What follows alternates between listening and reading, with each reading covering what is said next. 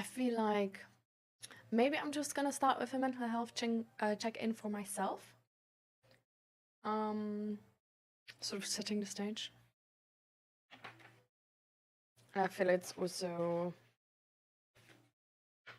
important for me actually to, I don't know, I didn't recall having done it actively in the recent times. Well, like sort of the last stream, but I think we didn't get like properly through it, so it was only like touching on the subject. All right.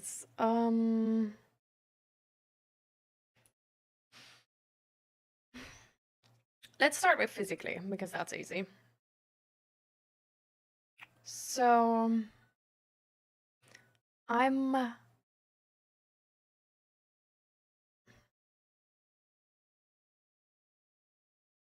it's hard to tell. Like I think I'm healthy again.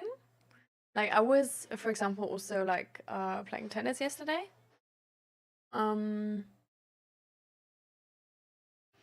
And I haven't noticed that my throat is getting like rough or anything, but I don't like entirely trust it yet. I do think it's sort of like a situation where it's like I'm like really close to being like entirely healthy. But I really want to make sure I don't like I don't know, like at 95% like overextend and then I'm like getting sick again. But I'm really happy that I'm definitely like to the point again where I can like exercise, because I haven't been exercising in the like while I was sick for the past like, I don't know, like week and a half or something. And I feel like I really missed that part. So yeah, I'm happy I can do that again with like the knowledge that I'm probably like it's not gonna fuck up my health, but it's actually gonna like be a good idea to do it.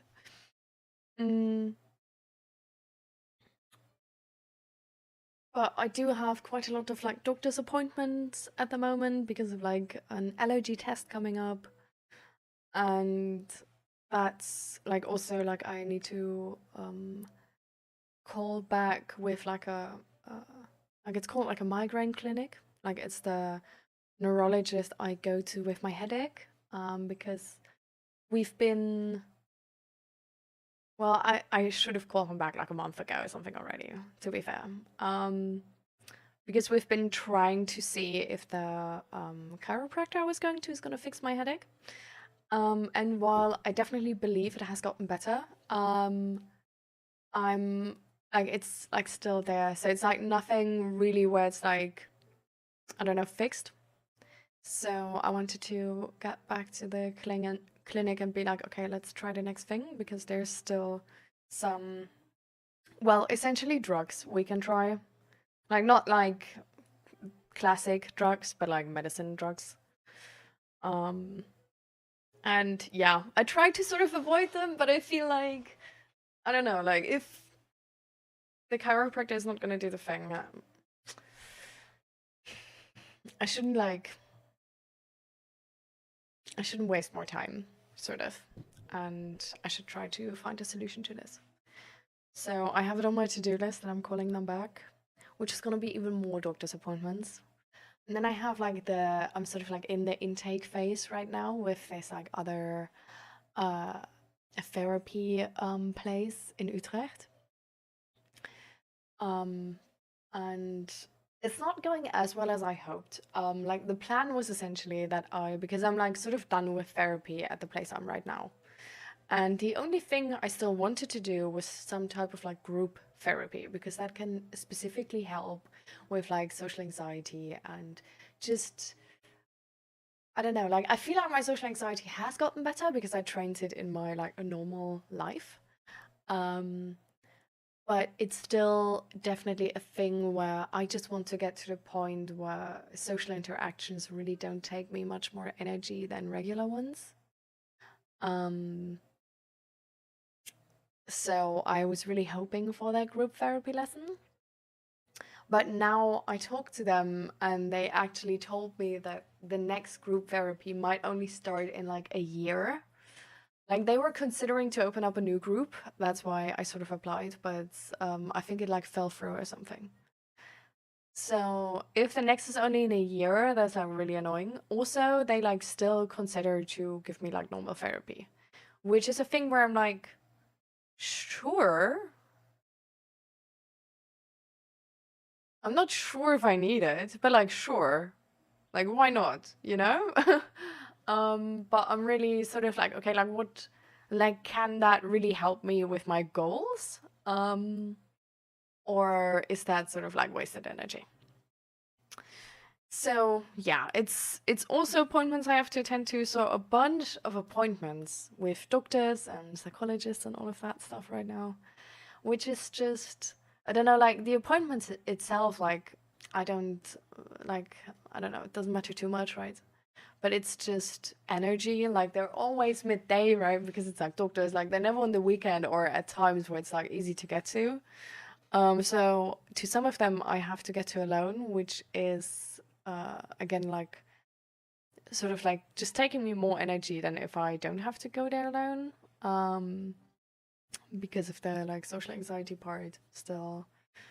So that's like annoying.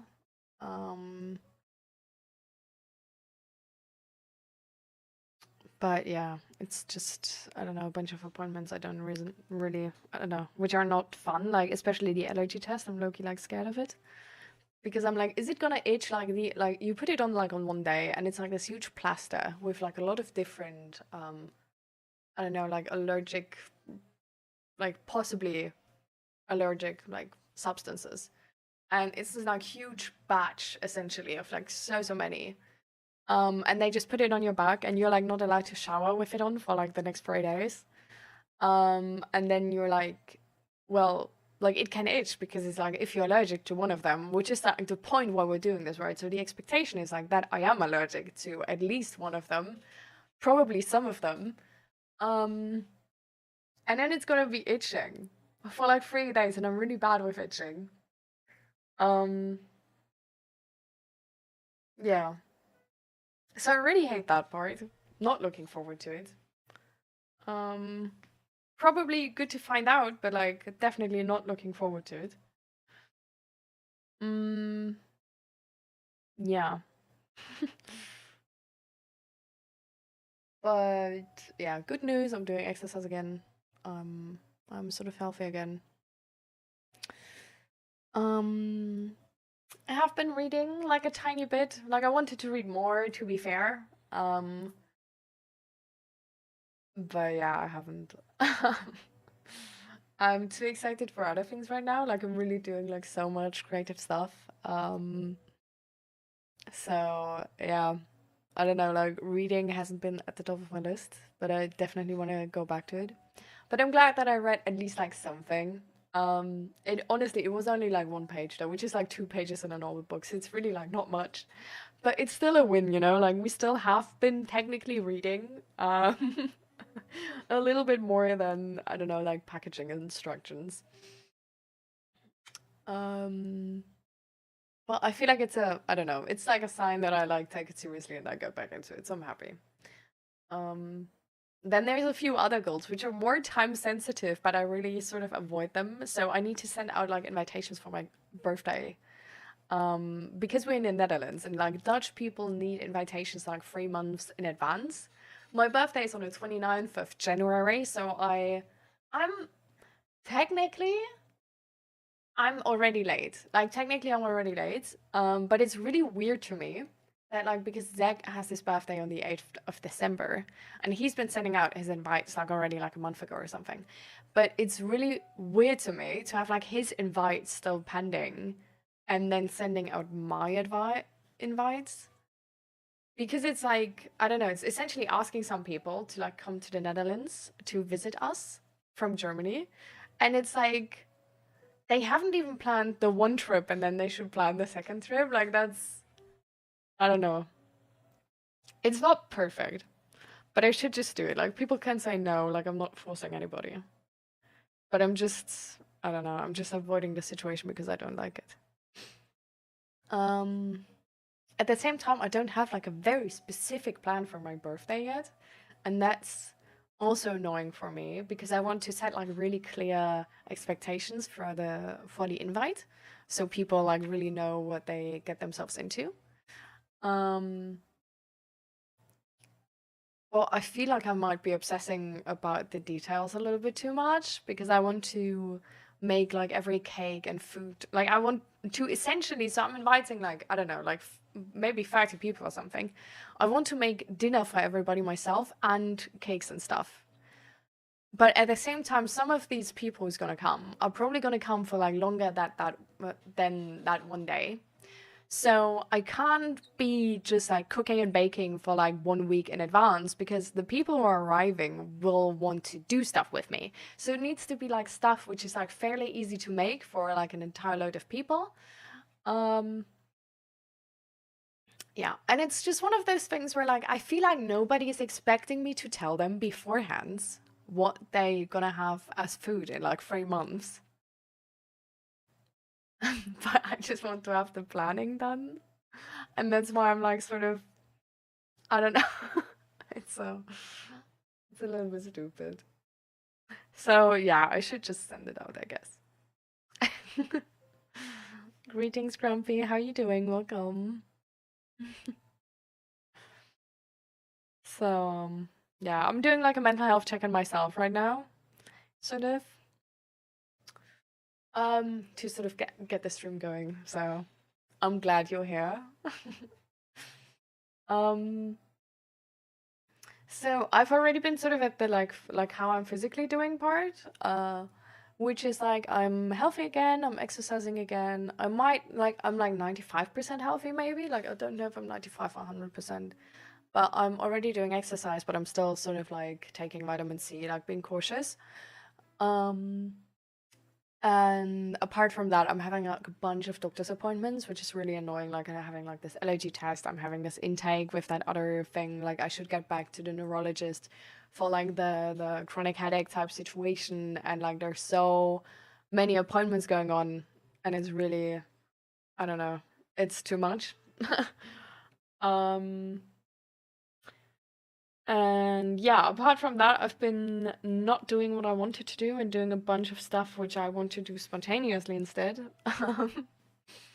Which um yeah, means that I only read like 1 to 2 pages, and I have been working on my invite for my birthday in January, but I haven't sent it out yet, and I'm already too late technically.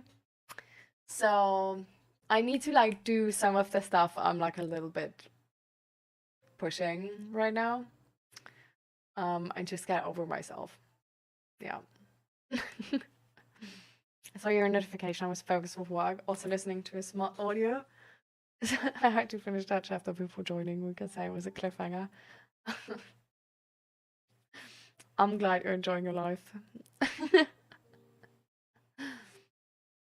My birthday is on the 29th of January, so like pretty late. But because I live in the Netherlands, like all the Dutch people want the invites like 3 months in advance. Because seriously, like if you invite people to your birthday like 1 week in advance, we had the experience that literally like 20% of the people are available only, and the rest can't come. So yeah. So I'm late, technically. Like I'm already pretty late on my invite, even though it's already like it's still like 2 months out, like more than 2 months. But yeah. So,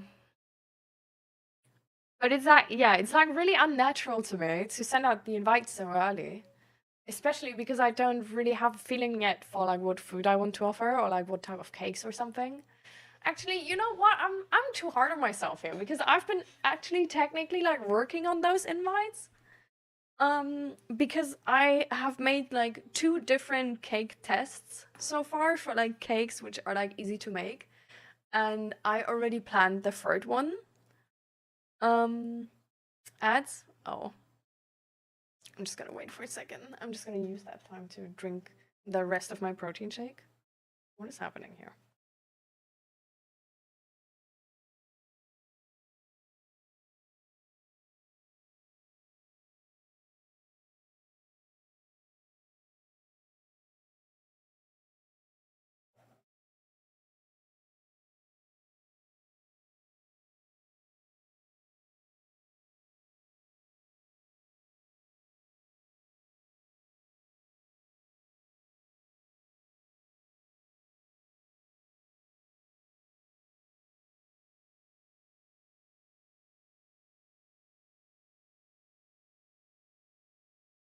And still going strong.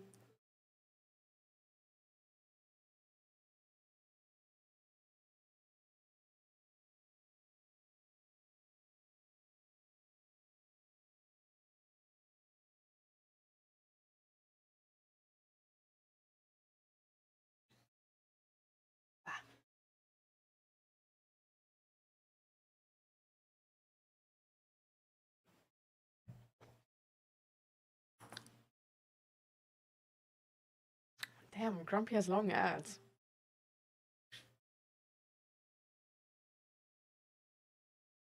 So we were at the cakes, right? Yeah.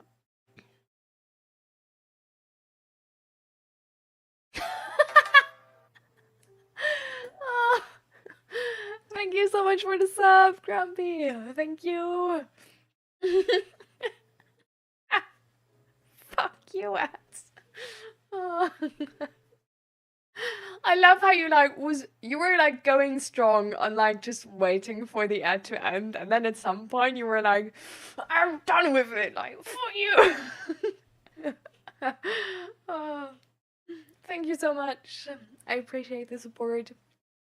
Whatever it does to my Twitch algorithm. Hopefully, I don't know. Like there's like rumors about this that like if you have like more subs, they like push you sort of. I don't know if that's true, but I heard it. If you can't tell, it's that time of the month. You mean like payday day? Wait, payday is actually already the day. It's not payday day. Payday day is the like when you play payday day. I love that actually, payday day. Payday hey. Oh my god. I love that there's like this like A makes it so much more like nice to sort of like say. Ooh, payday slay. Payday hey slay. Payday day slay. Payday slay day. Ooh, I love that. Slay is a really good combination with that. Okay. Okay. Oh, and welcome back, Pandas, to the chat. So, yeah, what I was saying is that I'm actually like, I've been like a little bit too hard on myself because like with the invitation, I'm actually sort of working on it the entire time because I totally forgot that like what's sort of bothering me is that I like sort of like I want to know if I'm gonna say like, hey, like you get like all of the food I made myself, you get like all of the cakes I made myself, like I'm gonna give you like a 5-star menu, you know, like for my birthday, but like come, you know, like it's worth it. Be there or be square, you're gonna miss out. And yeah, but because some people, I hope, I expect, probably, maybe, will be there for longer, so they want actually to do something with me before my birthday, like the few days before. So I want to limit my preparations to the day of the birthday and the evening before. So let's just say I need really, really efficient, good tasting cakes. I've been making 2 so far. The result is okay, but I don't like I made one with like bladderdeeg. I think that's in Dutch, and in English it's puff pastry. So Blätterteig in German. But I don't like that part. Like I don't like the dough of it.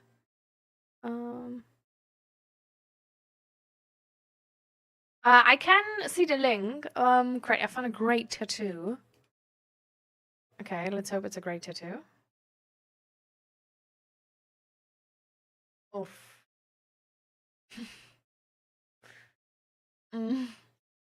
The first comment is best, actually. The first comment is like not the one from the moderator, but the NSFW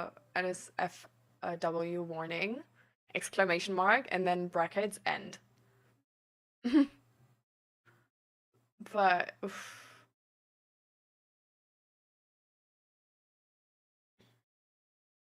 Yeah. Cheesecake? Ever had cheese cream cake? No, but I also do not like cheesecake, sadly. Like my taste is really, really specific. So that's the other problem. So yeah, I've been making like two cakes so far. One of them is definitely like really easy to make, really quick to make, so that's good. Like at least it's like quick. It's not like actually quick to make, but it's like it takes like an hour in the oven, but the thing like the time and effort it takes me to make is actually like really low. Like it's I just need to like cut up like it's an American apple pie, but you buy like pre-made puff pastry as like the dough. So you put like you cut all the apples, you like put all the sugar and shit in, and then you just throw it in the cake, put the cover on top. That's sort of it. Definitely takes longer if you do stuff like me, which is like braiding the entire top part. Like that's insane. But I think I won't do that then. Like I feel like I'm just gonna like cut out some leaves and stuff like this and like put those on top and just gonna be like, that's not good enough. Yeah. I've made a rainbow cake once for my birthday. Oh my god. I mean, that sounds amazing. It sounds like a lot of work too, though. HR. HRT? What is HRT? I just know HR. For the HR team? Anyway, like, you go make some food. Enjoy. Eating is important. But yeah, so I'm sort of like, I'm working towards having like the proper invite, but I'm honestly like, it's sort of stupid to wait with the invite until I have the perfect like cake and like whatever, like hormone replacement therapy. Oh, lol. Okay. uh, yeah. Okay, so not HR. That's that makes so much more sense. I'm glad. I was sort of like, what is like with HR actually? But that's great. Uh, but it's a whole bunch of uncomfortable questions though. Um, but yeah. Do they, by the way, do like a hormone test of your hormone levels like before? Like they should, right? Because that could be like quite interesting, I feel like. Anyways, make your food first. We'll come back to this topic later. Then you can like eat in peace now.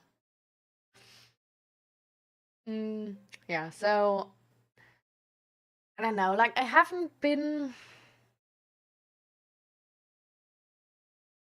like it's just one of those things where like that's like exactly what I like oftentimes like when we talk about stuff, I like say like we need to think about this actively. Like there needs to be an active decision. Because with the invitation, it's actually a perfect example because it's on my to-do list. It's the second thing on top. And I haven't been doing it, and the month is like nearly over. I have already the like the sort of text on like which I wanted to like put out, and I already sort of have a plan, but because I wanted to make the plan like way more like the plan sort of made some questions for myself, which is for example like okay, like you say you're gonna make like the cakes and stuff yourself and you're gonna like offer dinner, but like is there like how much people do you want to invite? Like can you like what type of dinner can you make for so many people while still like if people come over for like a few weeks or well a few weeks is too much, but like a few days in advance, like how can you offer food to everybody to maybe 30 people and still be a good host and like be with the people who are actually like coming over to see you? um and just because I've been thinking, like, there's options, you know, like, there's really not, I know I sort of can do it, but I'm just sort of like trying to figure out what the perfect options are, which I would have time for, right? Like, till the birthday. But because these questions came up when I made this goal, I'm like now working towards solving those questions without sending the invite. But every time I look into my calendar and I see like my goal of sending the invite, I'm like, oh fuck, I didn't do this. Like I'm so procrastinating on this. But essentially it's not really procrastination, but it's just a like a confused motivation, let's say. Because like I'm working on the goal right now. I'm just working on it in a like in I'm just doing like steps first, which are like I'm like it's weirdly arranged, you know? Like I should just send out the invite saying like there's gonna be like food and cakes and stuff and like all types of snacks. Like you can eat here if you want, like don't be afraid. And that would be like for most people, that would absolutely be enough. And then on, I don't know, the week before, the day before, on the day, I could still be like, hey, we have this, and this, so don't eat dinner, or like, or do eat dinner. And then like people can decide for themselves. So it's really something where like the specific food plan is so unnecessary to make now. But I do, because these questions have been raised while planning this whole thing and while working on the invite to then be able to send out the invite. But the moment I now like actively think about it, I'm like, actually, I should just send out the invite because people need to know of the date first. And then I also get feedback on like who many people are coming, and then I can like plan everything way better. And I feel like now that I sort of like think about this, like the resistance is sort of like resolved because I fixed the confusion. And now I know like, okay, I should send this out and then like I can like keep working on the cakes, whatever, but it's like separate from sending the invite out. Like I don't need to wait with the invite on something. The same is sort of with the like with the reading. I guess with the reading it's like a bit harder because with the reading parts it's like something I don't really entirely feel like doing right now. Because I have like a lot of other goals I feel like really excited about. So for example, I'm like making dice right now to sell actually. Like for D&D, like these type of dice. And I have like so many I don't know, there's like so many things I'm sort of like into right now. Like I'm really doing like a lot of 3D printing stuff. Like I've 3D model like my own like IKEA like clothes cabinet inlay for like the accessory drawer, so I can like organize like all my stuff and shit like this. I've been doing like I'm doing tests at the moment with like PLA smoothing with like different types of like chemicals. I'm doing like a test on like what the best settings are for like miniature printing and like how to best print miniatures and stuff like this. So like I have like right here, I have like different imps I made. And like, so this is the first test. And as you can see, so this is supposed to have like a tail, which it doesn't. And you can see there's a bunch of gunk because that's what the tail was supposed to be, but it broke. So that was the first one. And the one I have right now, like the last one, has still like stringing, but there's the tail. The tail is like, you know, it's like not broken. It's like actually it's working. But as you can like, do you see that? Like there's a tiny bit of stringing. And like stringing is fine, like you can fix that. But it's just not like entirely perfect because there's some places where the model looks a tiny bit trash because there's been an overhang which has not been like perfectly supported. So for example, yeah, you can see it. So the second thing is it's like not standing straight on the bottom because I put supports on the bottom and they didn't like properly support it. So it's like, do you see, like it's like really rough. Also like here at the bottom of the tail you can see that, and at the bottom of the wings. So that's like really not perfect, but it's the only model where the tail actually came out like properly intact and stable. I do have to say, I picked, like the model I picked is way harder than I thought it would be because it's so tiny. Because if models are bigger, and this is like the tiniest miniature model you would need to print because it's like it's the tiniest scale you use in D&D for like tabletop gaming. So that's sort of like annoying. I don't know if I still want to fix that, but yeah, so I'm like, anyways, like I'm doing like a bunch of different things, a bunch of different tests. I'm also like, I've got into like some board games. Like we're playing like Robinson Crusoe right now. I don't know if you heard it, but it's like really hard. We failed twice already. I'm hooked, you know. So let's just say I have a lot of different things I'm doing right now. I'm more into the like fun space right now. And I honestly feel like it's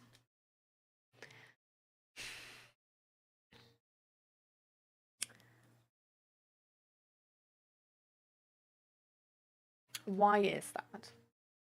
Let me think.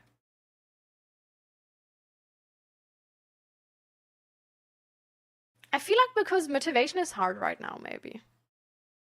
Like,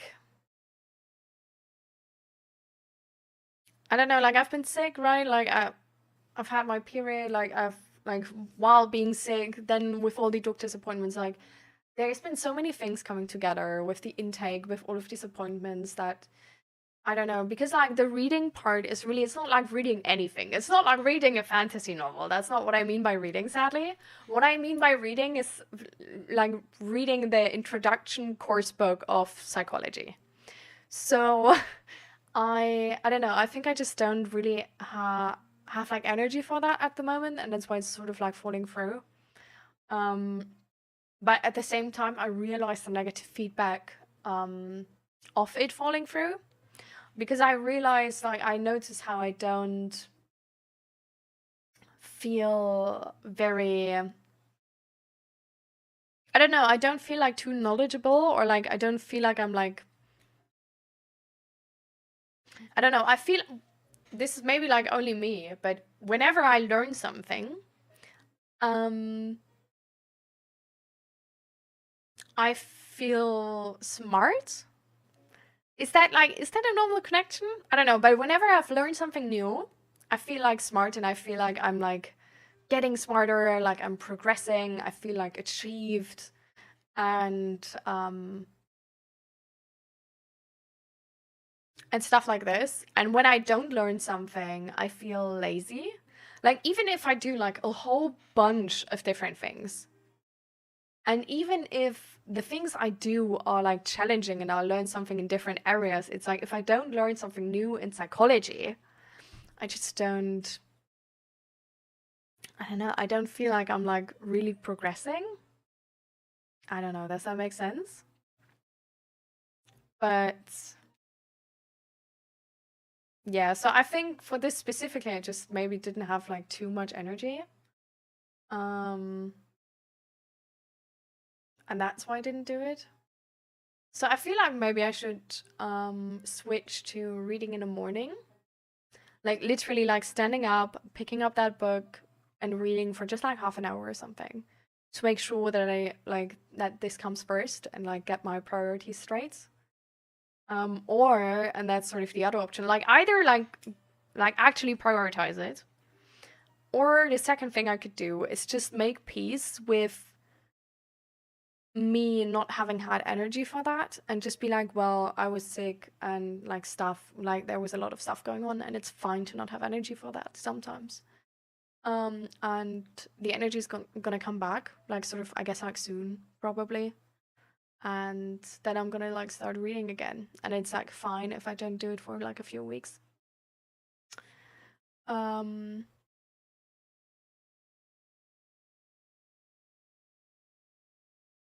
and I feel like that would be like fine too. So I feel like I maybe just need to make sort of like a decision on that a little bit. I think I'm just gonna try to read in the morning. And when I feel like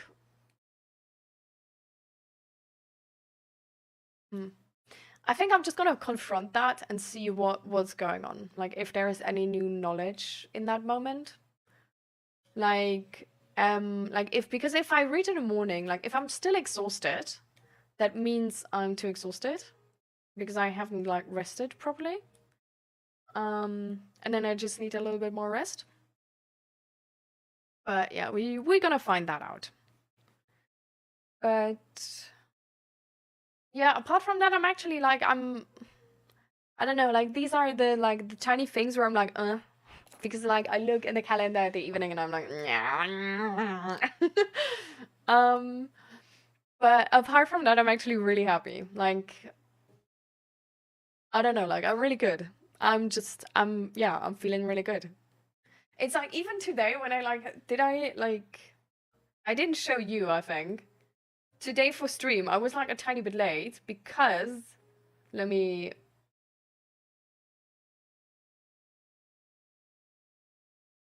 because I had a huge mishap in the kitchen. Like, look at this. Like, do you see the spots on the floor?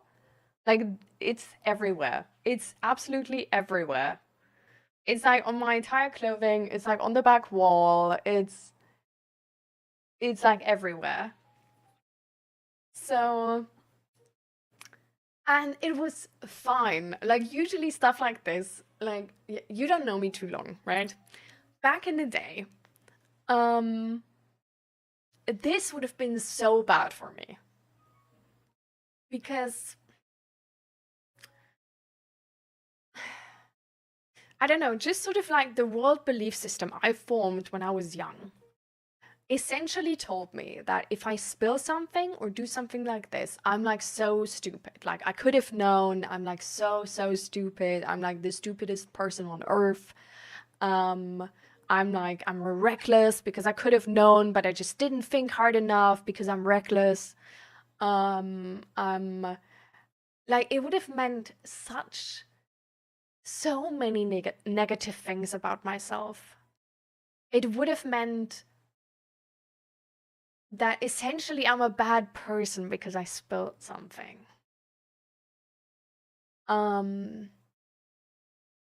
But it was, and I knew logically a bit that this was like too much. But it just, I couldn't really do something against it. Like, I just felt like absolute shit.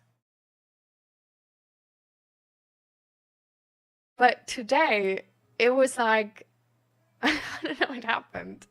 And I just looked at the situation, like the whole splash thing, and I was like, no way. Like, no way this happened right now. And I picked up the phone because like nobody's gonna believe me how how big the mess is. Like no way the window has a splash on it. No way the freaking what do we like the grapefruit we have outside has like coffee on it now. No way the entire floor has coffee on it. No way my hair, my top, my trousers have coffee on it. The entire like the lower cabinet it like spilled down has coffee on it.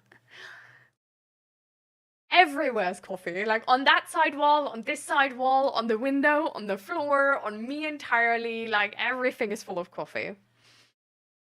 And I don't know, because I thought it's so comical. Like, it was so comical. Like, I really, like, in the moment, I thought, like, oh, fuck, I guess I could have known.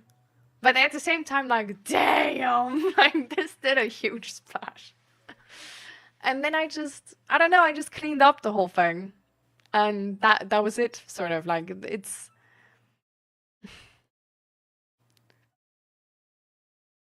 I don't know, like, the only thing I was, like, sort of thinking was, like, okay, like, I'm not gonna do that again. Like, lesson learned. And that's sort of it. Like, it didn't mean, like, all of these, like, negative things about me anymore. And I don't know, that's just really... Like, it really shows me how far I've come, if that makes sense. So, yeah, I'm really happy with that. Mm.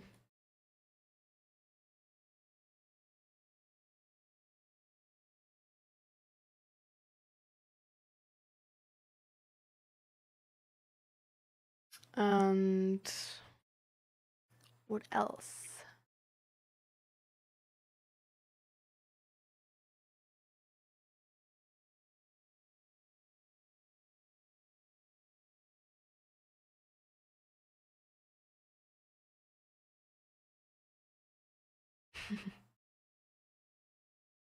Yeah. I agree. Like, all of this shame is so unnecessary. Like, there's things you can feel shame about, right? But just being a normal human who like does a mistake sometimes, I don't know.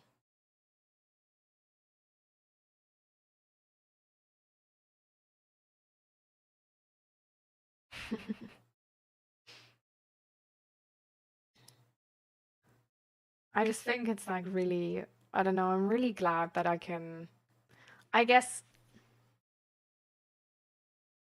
I don't know, it's so much easier, to handle a negative situation if you don't make it as big. You know what I mean? Like back then, because it meant so many negative things, right?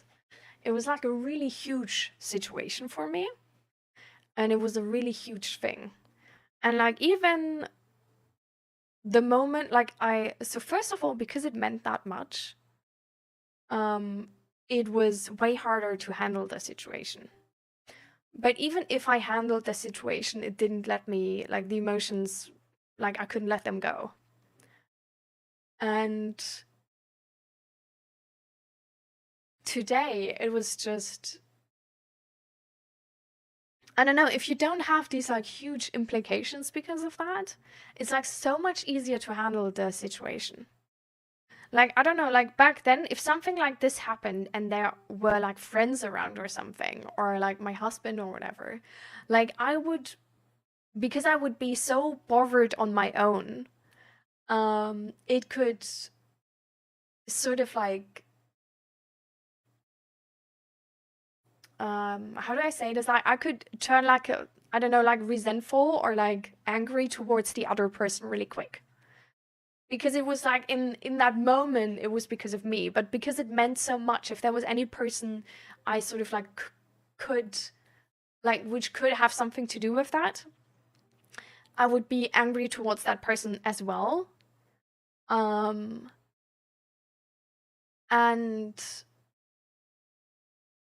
I don't know, because socially, you can't be angry that much on a person because of something like this. It would sometimes be like sort of this like suppressed anger. So it's I don't know, it's like a really, really hard situation, I feel like. Which isolates you from the other people even more. And now I have like something like this happens and I have space. Like I'm not over the window of tolerance. I'm comfortably in it. Like I don't turn like I'm maybe like frustrated in that moment and thinking, oh god damn it, like that's Jesus Christ, it's everywhere. But I'm still a safe person. Because I'm well regulated, like I have my emotions under control. Like it's fine. Like if there would be a kid around me, if there would be like my husband around me, like a dog or whatever, like it wouldn't even matter. Like I just would be a safe person for that person too. Like I wouldn't be the person who's then like blaming, shaming another person. I won't be the person who's like, I don't know, like throwing this like big old like anger tantrum where it's like the people around you are like getting scared or something, you know? I'm not a person you need to be like, you need to worry about in that moment. That they like turn on you, because like I don't know, if people turn like panicky and have like these big emotions, are like really frustrated or whatever, like even though it's like directed towards themselves, it makes them like an unsafe person for the other people, right? Because if somebody is like out of their window of tolerance, it's like they are not safe. Like their logical thinking is less and their empathy is less and all of that stuff, right? So they're definitely like a less safe person than a person who's like well regulated. Um and yeah, so I'm like, I don't know, I'm just really happy that I'm safe now, sort of. Because it doesn't only mean that I'm safe for other people, right? But that I'm also safe for myself.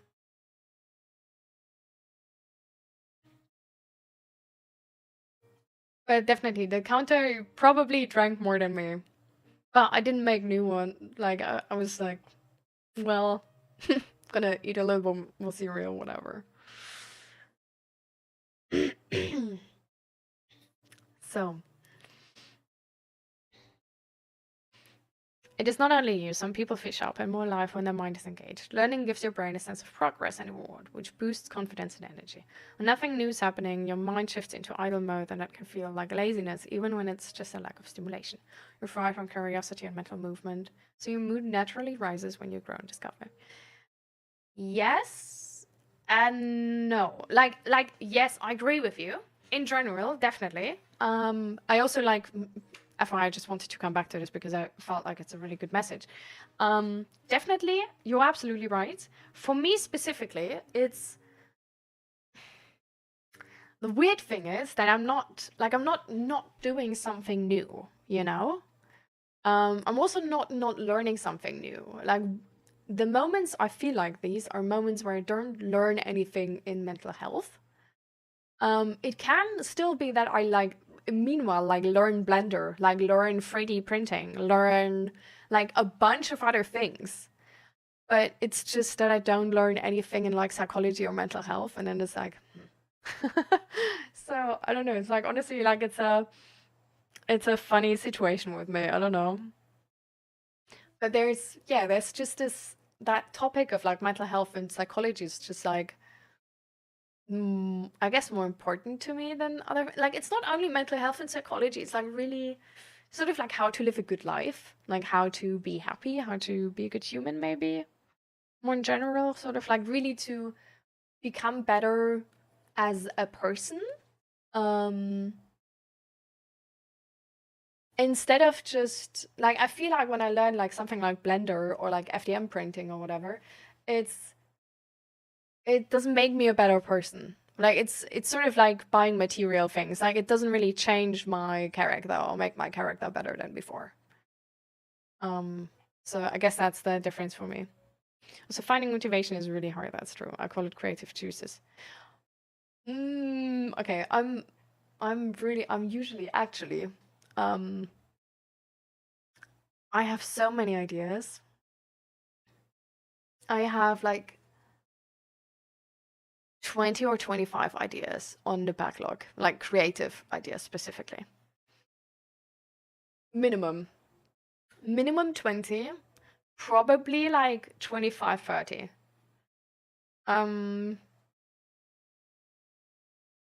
Yeah. Like if anybody doesn't have hobbies, I have some. Like I can give you hobbies. No problem. Like it's my hobbies then, but like, just in case. Like there's so many things I want to do.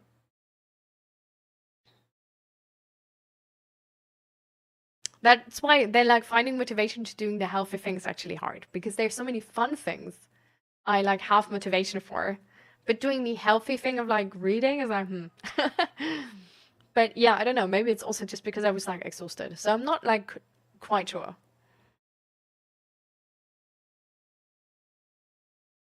Strawberry slices shortcakes. By the way, if you have any good recipes, Grumpy, send them in the Discord in the cooking channel. Please. Please, please, please. Would be absolutely amazing. And hi Fluffy, how are you doing by the way? Welcome, welcome. Why are you using that emoji? Like, is the doom plan already dooming?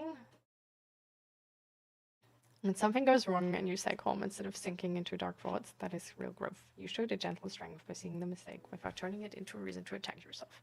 Proves you can be responsible without being cruel to your own mind. Small moments like this teach you that you are safe to be human. I'm proud of you for choosing peace, softness, and self-respect, even when things got messy. Thank you, Grumpy.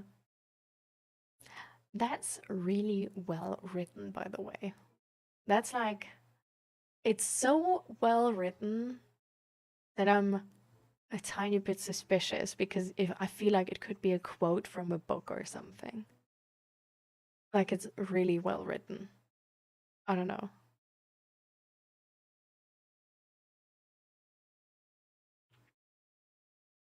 But yeah, it's I don't know, I feel like it's so nice when you have those moments after you've been worse, because it feels so empowering, you know? Like, it's like, damn, I did change. Like, look at me now. Like, woo! The dooming is that I had to work the last 3 days and just couldn't today, so I just called that I don't come today. So, what is the dooming part about that? Like, are you sick, or are you just like, just couldn't, like, what? I am not entirely sure what you're trying to tell me. Sorry.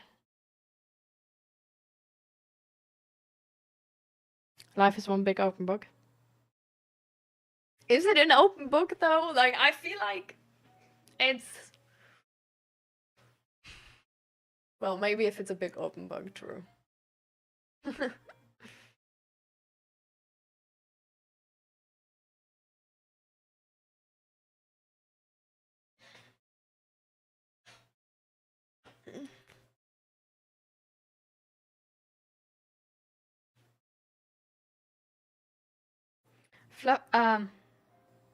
Sorry, not Fluffy. Fluffy in a second. Pandas, by the way, I don't know if you heard before, but I was also sort of like asking like how you've been doing. So, because we haven't heard much from you since the last time. Like, not since the last stream, I mean, but since the last, like, since the big discussion. I live in a smut novel, hopefully. Well, I mean, you know, you can always make it a smut novel. Like, it's just...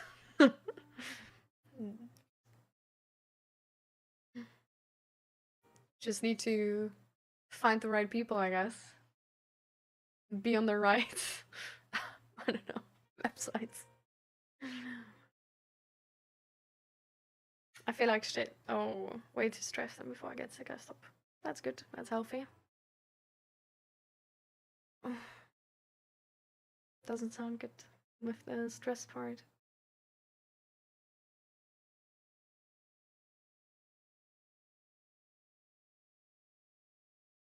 Do you remember last time, Fluffy, when we talked about it, that I was sort of like giving the remark of like, I hope you have enough times where you sort of like chill and like have like a step back, you know, from this whole situation. You said that you like this is only in like short bursts, and that's why you sort of like you automatically get like a break. Was that different now? Like, is that why the last 3 days have been like extra stressful, because the break was hard because you have been working like for the past 3 days in a row, or did something else happen where the past 3 days have been significantly stressful?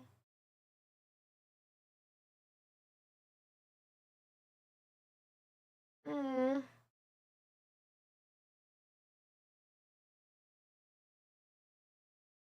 Did they do anything at the vet?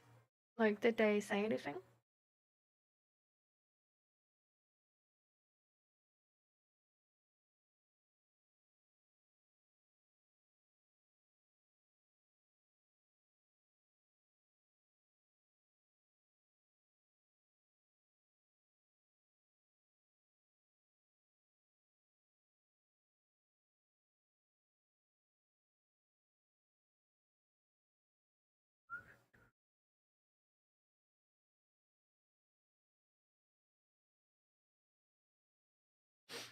I hate to have the emergency services at work, and I just had it 3 days in a row. Can't today, not gonna lie. What are the emergency services at work? Why, like, is that like you being the emergency service, or is that like the like ambulance coming to you guys to work because somebody needs them, or like, or is it just like extra support for the business?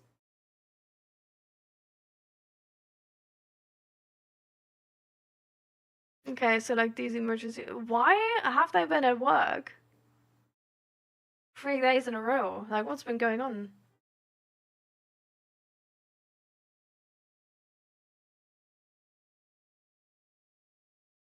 Like, that seems like.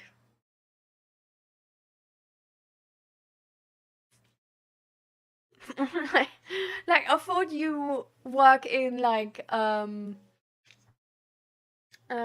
you call it again in English? What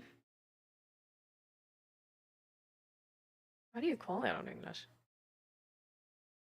Caretaker? No.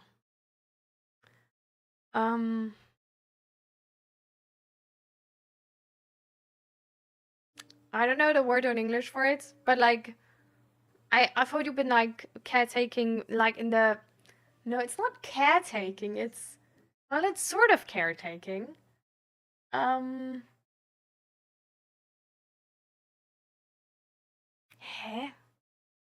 What's the word for it in English? Is the word caretaking? No way.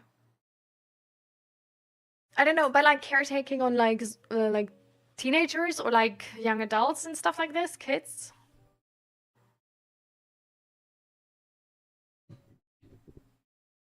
Disability assistance. Okay, so is that what I think you were doing? I thought it's more like mental health and sort of like and disability, but more into the mental health direction? Or is it more into the disability? And is it actually with like teens or? They said nothing at the vet, so I guess I'm fine. My body is just doing its mysterious journey to the moon and making life dramatic for no reason.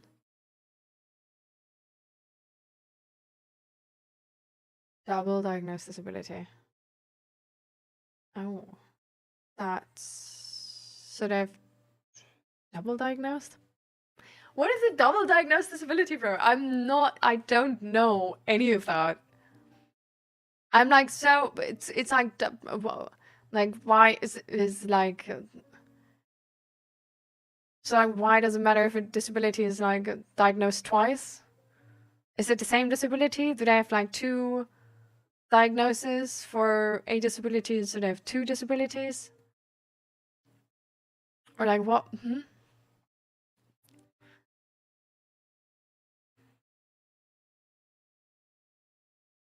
Aside from that, I'm living the usual routine between work, chores, shopping, and taking care of my cats. I do a lot to keep myself going, and I'm managing well, even with my chaotic lunar sacrifice moment happening in the background.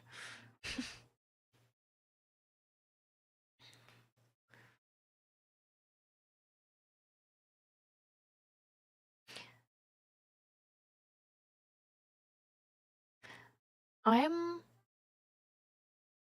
struggling slightly with like we were talking about your cat having an issue at the vet, right? Because you say so. I am fine.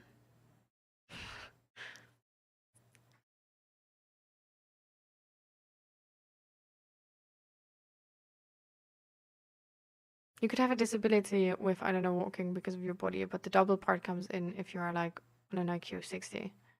And because of that, you have the disability with walking? Or is that a thing? That you can have like a hard time walking because like as an intelligence issue?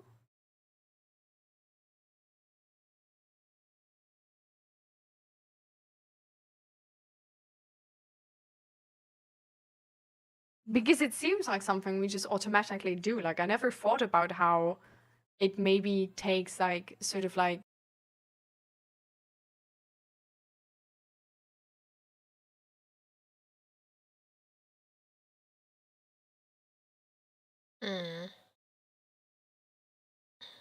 Really does get cold outside.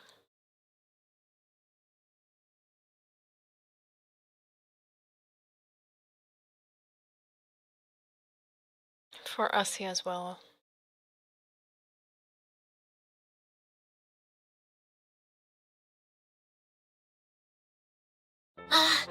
憧れのソフィー様。絶対にあなたを悪役でなくハッピーエンドに導いてみせる。そう、私が取り巻きの下っ端だとしても。アメリアさん。別に、僕はあんたを認めたわけじゃないけどね。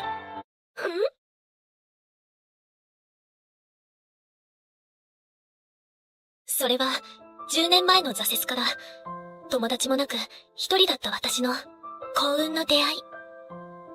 私たちと一緒にお話ししませんか？優しく公平で平等、優雅で自信に満ち溢れた姿。それは私が幼少時に憧れた完璧な令嬢そのもの。ソフィー様はそんな存在であり続ける。そう思っていた。聞いてるの？アメリアさん。はい。いけない。ついソフィー様の美しさに見とれてしまってたわ。まったく、あなたという方は、見た目が地味で存在感も薄い上、楽しくおしゃべりもできないなんて、呆れてしまいますわね。はあ、皆さん。彼女は私の友人よ。そのような言葉はおよしになって。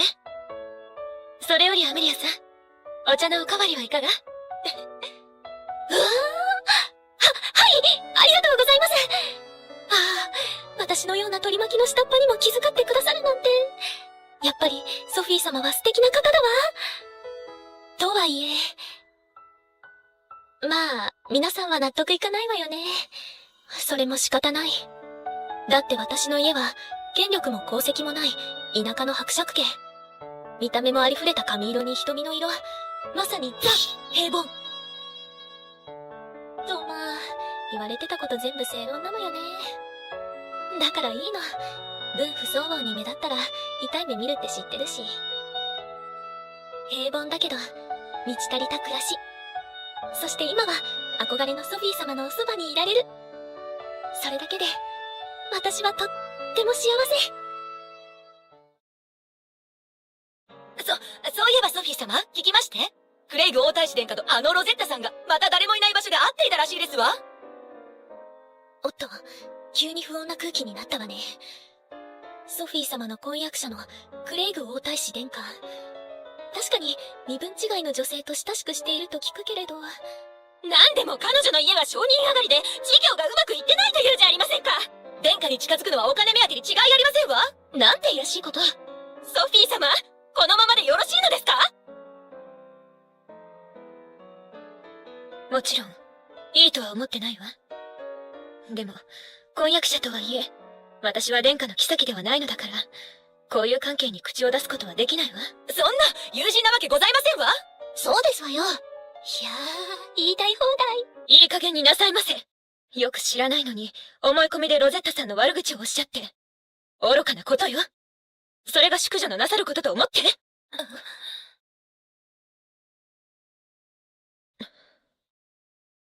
私のせいで雰囲気が悪くなってしまったわね。ごめんなさい。今日のところはこれで終わりにしましょう。さす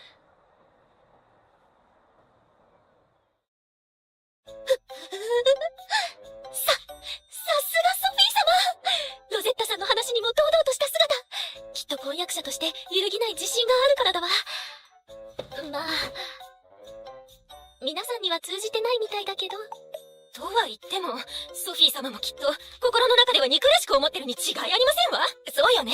毎日婚約破棄なんてことになったら笑い物になってしまうもの。まったく、皆さんはソフィー様の何を見てたのかしら。なんてとても口には出せないけれど。あれは、確かソフィー様の弟君のルーファス様よね。たまにお見かけするけど、相変わらず美しいわね。ソフィー様と何の話をしてるのかしら。ほう、目の保養。いけない。見すぎちゃったかしら。ルーファス、どうかした？いや、別に、なんでもないよ。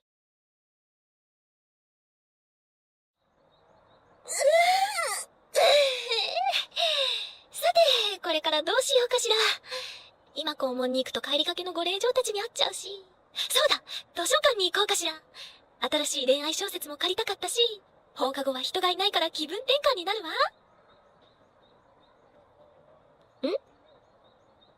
珍しく人が、ちょっと待って。あれはもしかして、噂のクレイグ殿下とロゼッタさんじゃないの？また誰もいない場所で会っていたらしいですわ。あれ本当のことだったのね。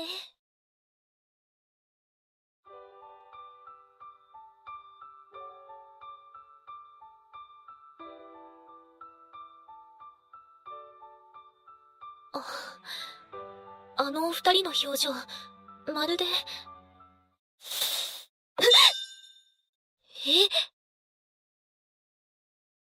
ソフィー様。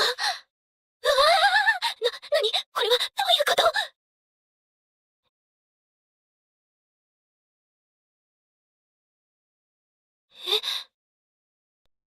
ソフィー様。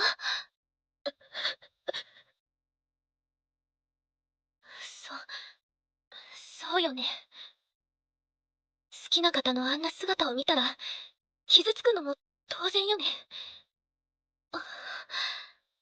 きっとここは、下っ端らしく静かに立ち去るべきなんだろうけど。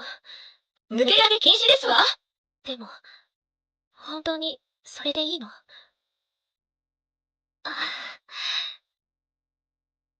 やっぱり、ダメ。ソフィー様、よければお使いください。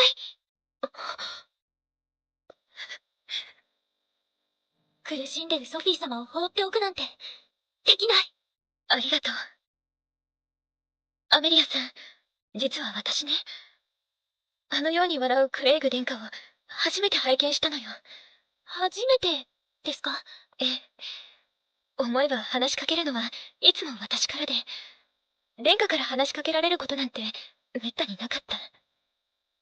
きっと、殿下の私に対する振る舞いは、婚約者相手に義務を果たしたお姿で、好きな相手へのものではなかったのね。ソフィー様、そんな。いいのよ、アメリアさん。だって、何もかも違うのよ。私や他の皆さんへの態度と明らかに、殿下は、純木で天真爛漫なロゼッタさんに惹かれているのが、一目で分かった。ああ、私はどうしたらいいのかしら。どうすれば殿下を振り向かせることができるのかしら。彼女に嫌がらせでもして遠ざければ、殿下は私を見てくださるかしら。ソフィー様、嫌がらせ。いけないこととは私も分かっているわ。でも、それしか方法が思いつかないのよ。まさか、ソフィー様が、そんなことを言うなんて。っていうか、これって恋愛小説の悪役令嬢のように破滅に向かう流れでは？憧れのソフィー様が破滅してしまったら、絶対に嫌だ！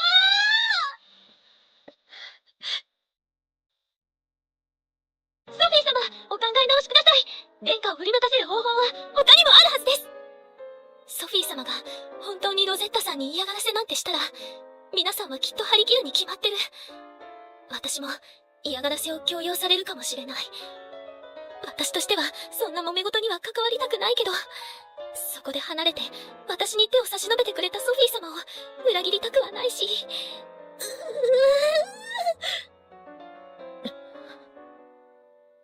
では、他にどんな方法があるのかしら。ロゼッタさんに嫌がらせをしないのであれば、どうすれば私を見ていただけるのかしら。どうすれば殿下に好かれるのかしら。なんて。そんなことを聞いても、アメリアさん困ってしまうわよね。ソフィー様、確かに私は地味な取り巻きの一人に過ぎない。では、私に少しお時間をください。でもやっぱりここは、私が穏便にソフィー様を導くしかない。明日のこの時間に他の方法を提案させていただきます。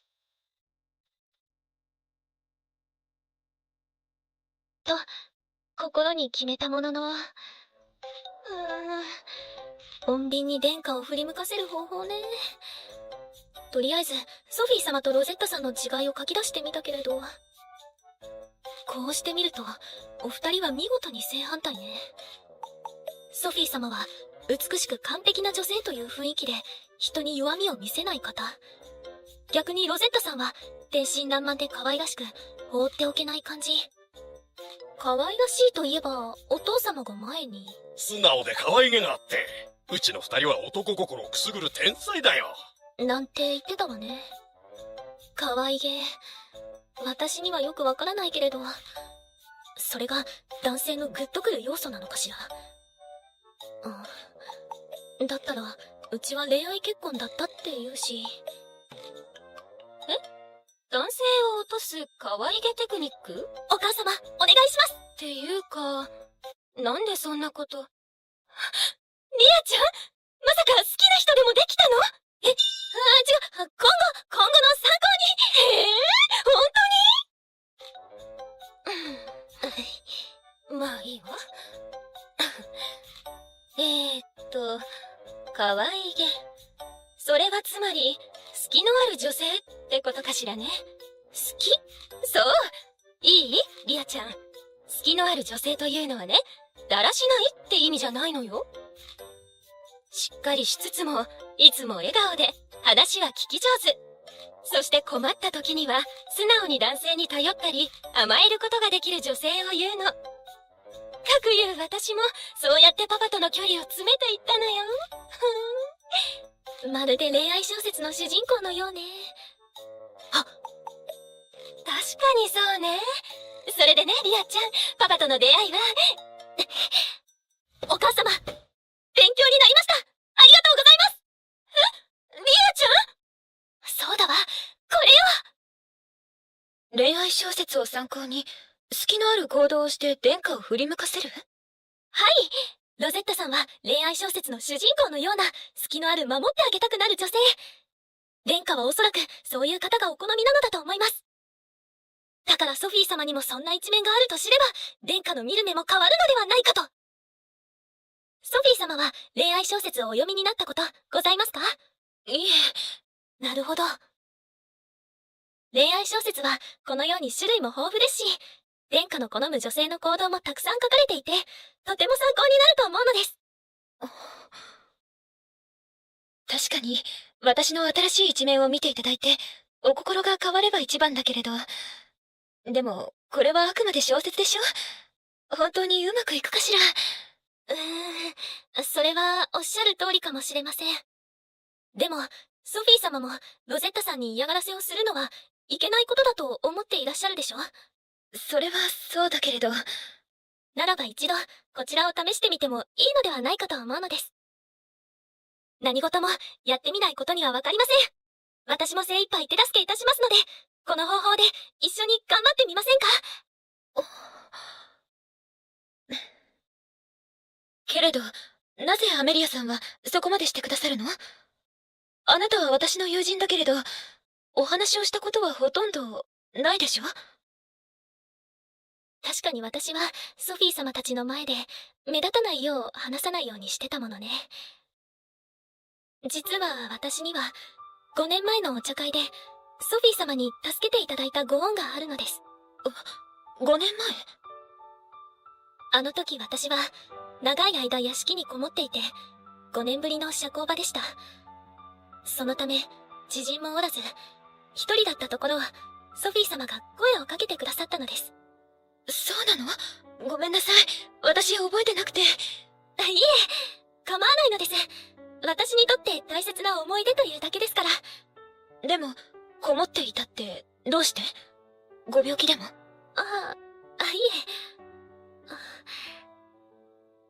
ソフィー様になら。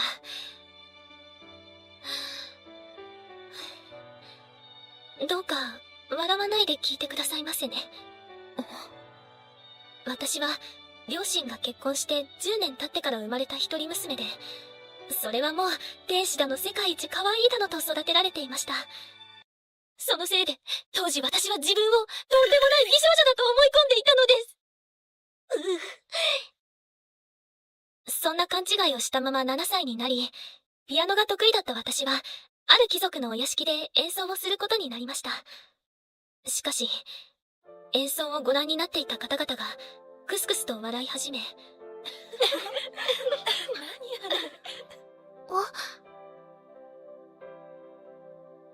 ドレスは派手だけど、顔は地味。今ならわかりますが、私は、笑い物にするためにそこに招待されていたんだと思います。それ以来私は人の目が気になり、屋敷にこもるようになったのです。でも今は勘違いに気づいたその出来事に感謝もしてるんですよ。身の丈以上の振る舞いをしたら叩かれるって知りましたし、あのまま育っていたらきっと私は恥ずかしい大人になっていましたから。アメリアさん。あなたは強いのね。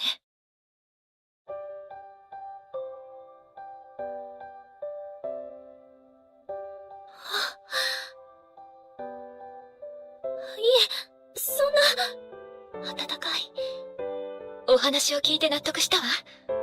あなたはいつも一歩引いた場にいらしたから、本当はお一人が好きなのだと思っていたのよ。いえ、目立つことを避けているだけで、ソフィー様の近くにいることは本当に幸せなことだと思っております。ありがとう。この恋愛小説、私も読んでみるわね。ソフィー様、それって。ええ。アメリアさんの話を聞いて、私も前向きに進んでみたいって思ったの。本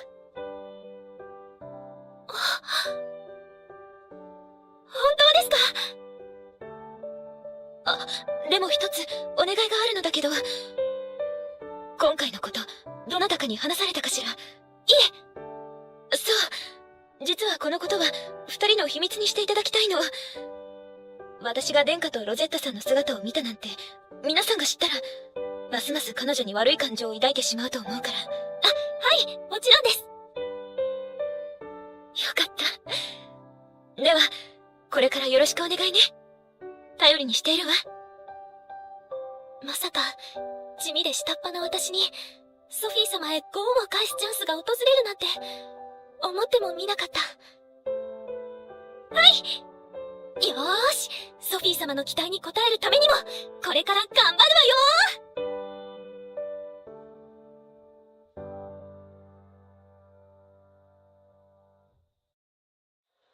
ごきげんよう。ごきげんよう。ごきげんよう。ごきげんよう。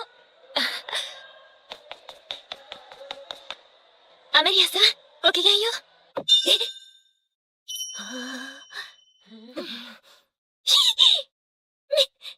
ってる。朝は驚かせてしまったようで、ごめんなさいね。いえ、大丈夫です。確かに、あれは。できれば悪目立ちするような、皆さんの前で二人でお会いすることは遠慮したいのです。と、お願いしていたから焦ったけれど。慌てなくて大丈夫よ。今日は皆さん一人一人に挨拶をしているの。今日から平等にもっと皆さんとお話しすることにしたのよ。だってせっかく気を許せる方ができたのに、放課後しか話せないなんて悲しくて。でもあくまで平等に、あなたにだけ話しかけたりはしないから安心してね。はい、ありがとうございます。ソフィー様に気を使わせて申し訳ないわ。それはそうとね。昨日借りた恋愛小説のことなんだけれど。そうですね。いかがでしたか？一冊読み終わりましたか？それが、実はあまりにも面白くて、借りた本すべて読んでしまったの。気がついたら寝る時間も過ぎてしまっていて。ソフィー様。はじめは主人公の恋敵が私のようで、いたたまれなくなったのだけれど、でも次がどうなるのか気になって没頭してしまって。それは楽しんでいただけたようで何よりです。随分時代背景がしっかりしていたけれど、貴族の方が書かれたのかしら？いえ、平民のはずです。まあ、屋敷に勤めている使用人が支援してくださる貴族に話を聞いて書いたようなのです。だから違和感がないのね。それにしてもアメリアさんは本当に詳しいのね。恋愛小説を読んでいること自体、貴族の令嬢としては珍しいのではなくて？ああ、確かに。普通の令嬢の皆さんにとって本は詩集とかの教本を読む程度だものね。私の場合は引きこもってた期間にすることがなくて、暇つぶしに母の恋愛小説を読んだのがきっかけでのめり込み、いろいろ読んでおりまして。でもその経験でこうしてソフィー様のお役に立てるので、読んでいてよかったと心から思います。本当にあの期間は無駄なんかじゃなかった。ではこれからどのような行動をとるべきか話し合いましょうか。ええ、そうね。とりあえず主人公の行動を書き出してみたのですが。いえ、アメリアさんは書き出してくださったというのに、私ったら教本ということも忘れて読んでしまっていたわ。ありがとう。そうね。この笑顔で挨拶をして余計なことは話さず立ち去るはできそうだわ。それに、私はいつも他の女性に張り合うつもりで話しかけていたけれど、もともとクレイグ殿下はあまりお話しする方ではないのよ。なるほど。だったら、こちらの方が殿下好みの行動かもしれないわ。確かにそうですね。それに、好きのある女性の特徴にも当てはまりそうですし。これは明日、やってみましょうか。明日？大丈夫ですよ。今までのソフィー様も魅力的でしたが、これからのソフィー様も絶対魅力的ですから、殿下も変化に気づいてくださるはずです。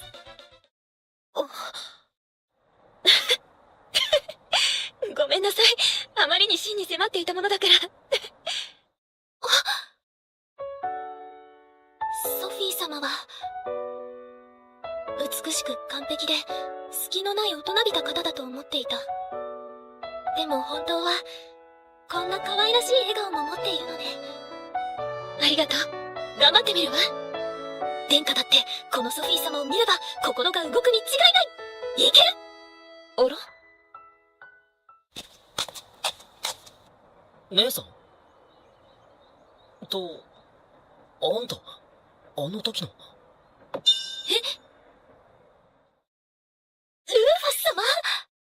ルーファス、失礼な呼び方はやめなさい！ちょっと前に見た顔だったから。近くで見るのは初めてだけど、本当に可愛らしいお顔立ちだわ。さすが王太子殿下、第二王子殿下に次いで学園で人気のある方ね。ひゃ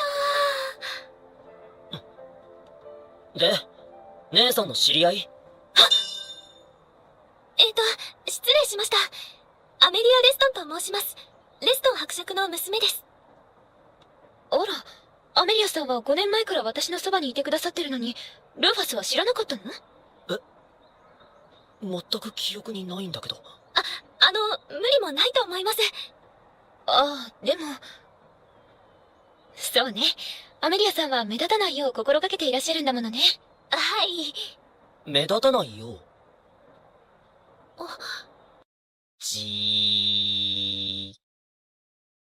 変なの？ルーファス！いいのです。では私はこれで失礼しますね。もったいない。はあ、びっくりしたわ。そして、その日は、翌日のソフィー様の作戦に備え。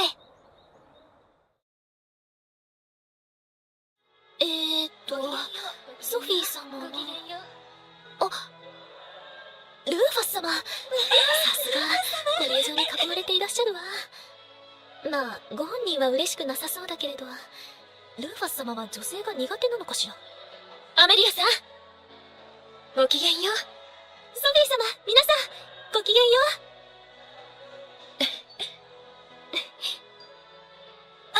クレイグ王太子殿下とマリオン第二王子殿下がいらしたわ。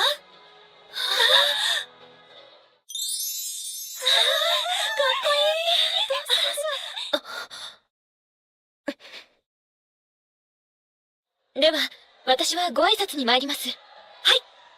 それで、申し訳ないのだけど、今日は一人で行こうと思うの。今は人も多いし、大人数だと殿下のご迷惑になるかもしれないから。よろしくね。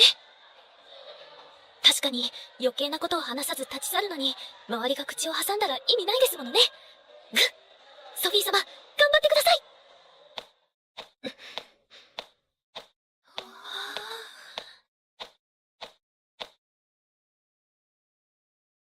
下、ごきげんよう。おはよ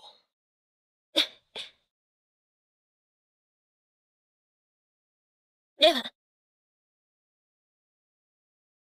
今日は一人か。珍しいな。早速効果が。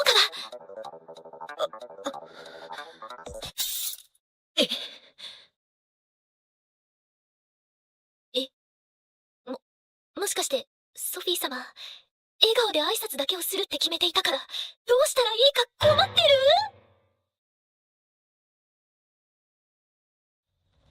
る？友人と仲違いでもしたのか。どうした？どうしよう。ソフィー様を助けに行きたいけれど、でもいきなり王太子殿下の前に出ていくなんて。やあ、ソフィー。さっきから見てたけど、本当にどうしたの？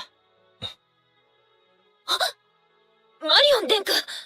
いつもはあそこの友人たちと一緒なのに。ビク。さすが第二王子、マリオン・ルナール殿下。女子人気が凄まじいわね。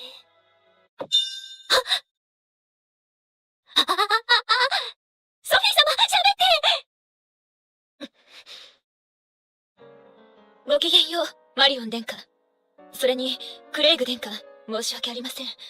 どうお答えしようか悩んでおりました。ご心配いただいた件ですが、大人数ですと殿下が気を使われるかと思いまして、一人で参りましたの。そうなんだ。だってさ、兄上。だったら最初からそう言えばいいだろう。はい、申し訳ありません。とか言って、ソフィー、本当は兄上の顔が怖かったんじゃない？あと口調も。そのようなことは。兄上はもう少し柔らかい言い方をしたらどう？婚約者に嫌われてしまうよ。善処する。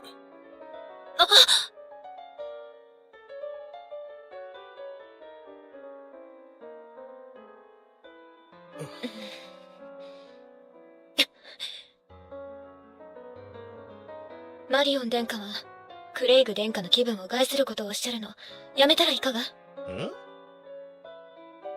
や、兄上にはあれくらいでちょうどいいんだよ。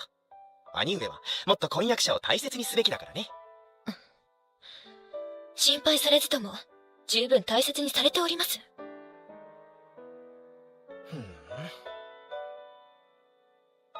ならいいけどね。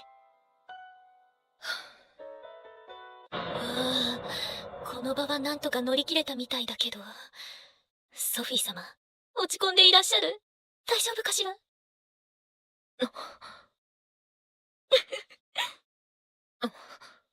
あらあら、余裕だったソフィー様が急に殿下を気遣い一人で話しかけるなんて。もしかして、ようやくクレイグ殿下と男爵令嬢のことで危機を自覚されたのかしら？まあ、今更動かれても変わらないと思いますけど、いつまで殿下の婚約者でいられるか見ものですわね。あれは、ダリモア公爵家ご令嬢、ジゼル様。うわー、よりにもよってソフィー様が気落ちしてる今、ジゼル様が現れるなんて。ジゼル様は最後まで殿下の婚約者候補だったせいか、まだソフィー様にライバル意識を持っているのよね。まあ、ジゼル様ごきげんよう。私のことを心配してくださってるのですか？ジゼル様はお優しいですね。心配？そんなものしていなくってよ。さすがソフィー様、立て直していらっしゃる。あれは。そういえば、私の友人が一昨日、注意令状と図書館の方に向かうソフィー様をお見かけしたとか。それが、何か？いえね、ソフィー様は随分格下の方と親しくしているのだと思って。そちらの方かしら？離れててよく聞こえないけれど、私の話をしてる？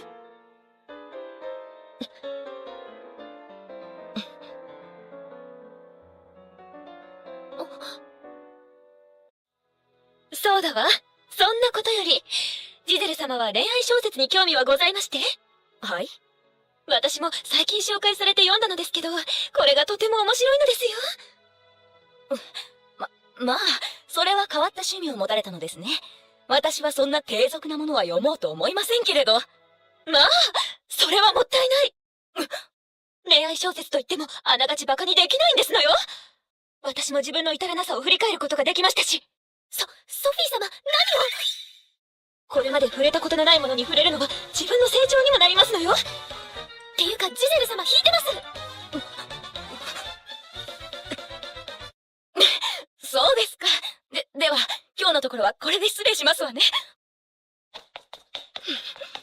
ジゼル様。ソフィー様、ジゼル様と何のお話をされていたんです？大丈夫でしたか？大した話はしてないわ。皆さん、ありがとう。大丈夫よ。ソフィー様、ジゼル様からかばってくださったのですよね。ありがとうございました。アメリアさん。受け流すのは慣れてるし、なんてことないわ。気にしないで。それに、ジゼル様のコツは掴んでいるもの。あの方は興味のないことをこれでもかと進められると勢いをなくすのよ。ソフィー様、本当にさすがです。さあ、皆さん、鐘が鳴ってしまうわ。教室に参りましょう。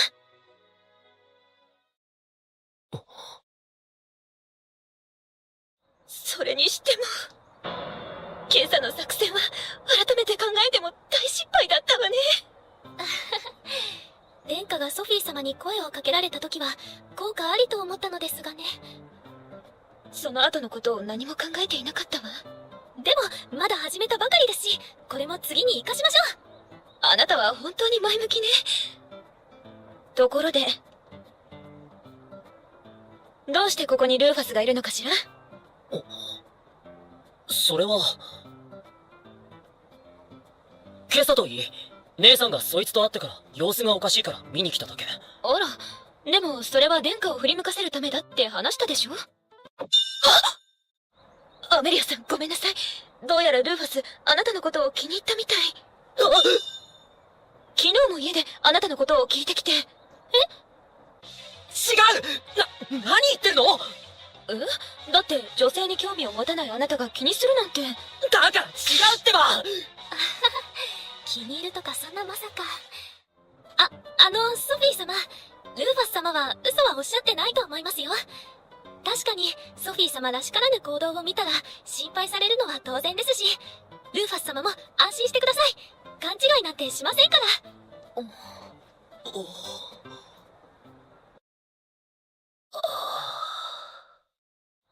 それよりソフィー様、私朝のことで気づいたことがあるのです。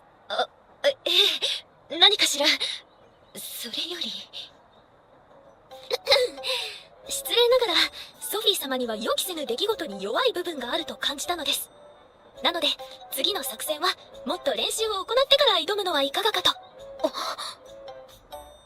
確かに朝も殿下の声で頭が真っ白になってしまったし、その方がいいかもしれないわね。でも練習となると学院内だと万一誰かに見つかってしまった時にごまかしきれるか不安だわ。アメリアさんと図書館に行くところをジゼル様の友人に見られてたくらいだし。そうですね。場所ですか。ねえ、アメリアさん。アメリアさんは練習にも付き合ってくださるかしら？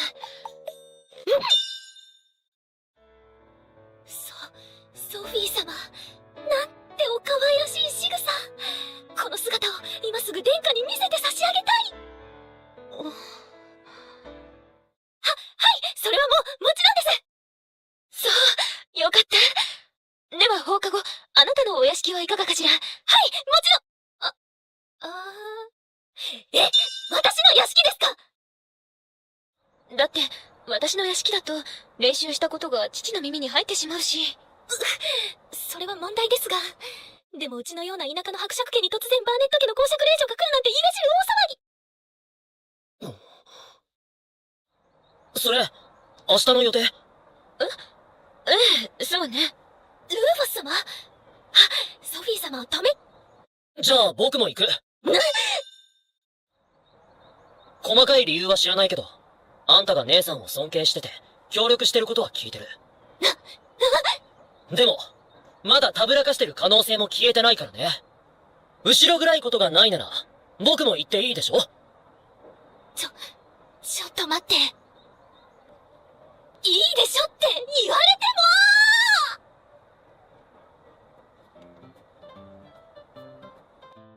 も。はあ、相変わらず、レストン夫人は年齢不詳ね。あれで40代とは思えないわ。どう見ても20代だもの。え？あの人、お姉さんじゃなかったの？ねえ、びっくりするでしょ？一部の貴族の間で有名なのよ。アメリアさんも若々しい見た目のまま年を重ねるのかしら。夢みたいな光景だわ。ソフィー様がいらっしゃったこともびっくりしてるけど、まさか本当にルーファス様もいらっしゃるなんて。本当にこれからこの3人で練習するの？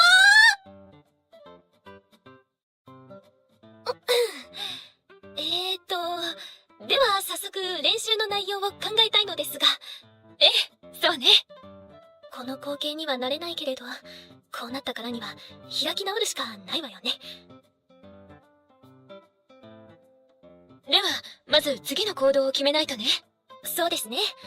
少し考えてみたのですが、この本にもある、クレイグ殿下の前でよろけるというのはいかがでしょう？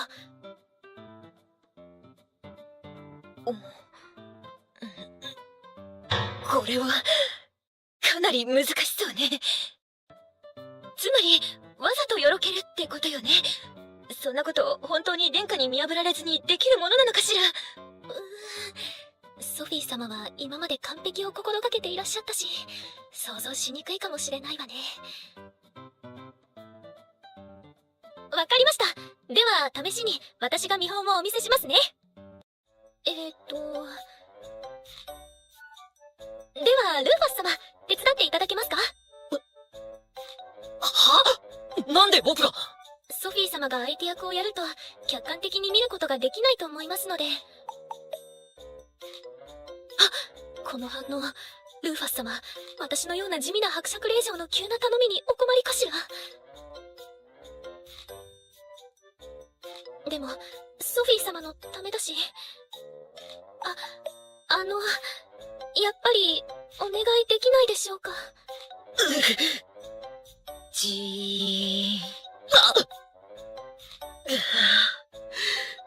わかった。わかったよ。ありがとうございま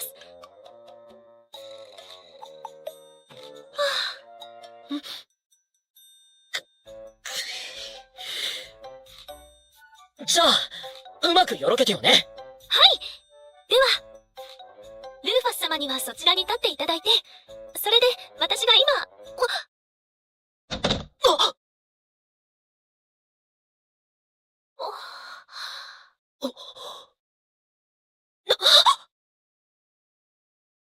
アメリアさん、大丈夫？ちょっと、どうしたの？今のが見本の演技です。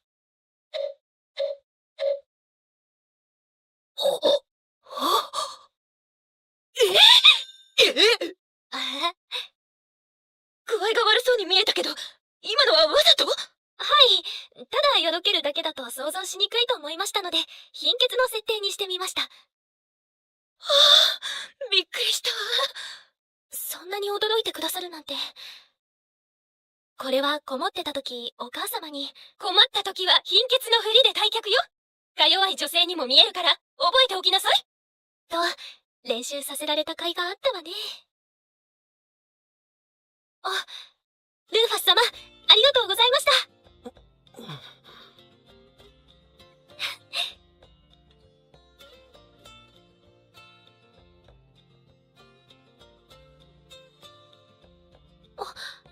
ルーファス様、どうかなさいました？いや。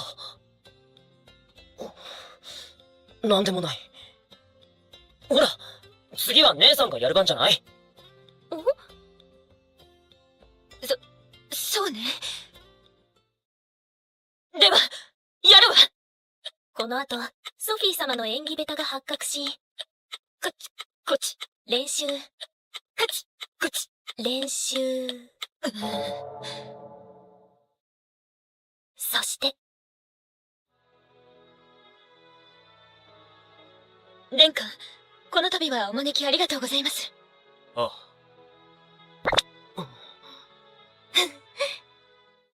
いやー、ちょうどいいタイミングで殿下からお茶会のお誘いがあってよかったですね。なんで僕までこんなことを。あら？ソフィー様が気になるからここにいらっしゃったのでは？私はお呼びしてませんし。それは。それにしても、一時はどうなることかと思いましたが、ソフィー様がよろける演技を習得できてよかったですね。ああ。確かに、最初姉さんの演技を見たときは無理だと思ったけど。待ってちょうだい。条件が多いわ。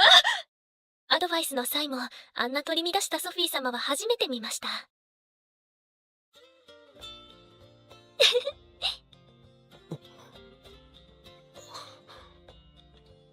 ねえ。あの時、あんたは戸惑ったりしなかったの？それは、ソフィー様の演技にということですか？それは戸惑いましたが。あ、いや、その時じゃなくて。お？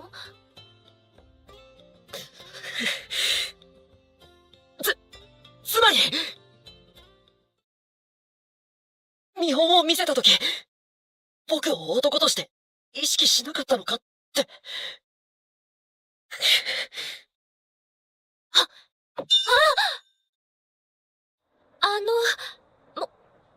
申し訳ありません。演技だと思っていたので、特には。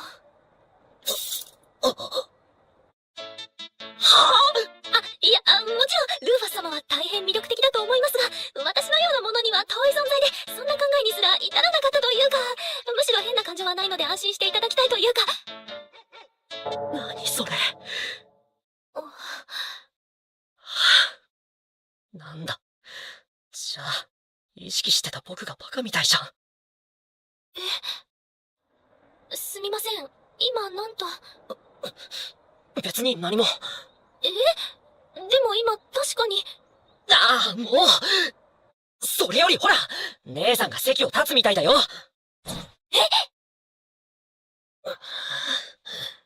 自分で言っといてなんだけど、あっさりすぎて。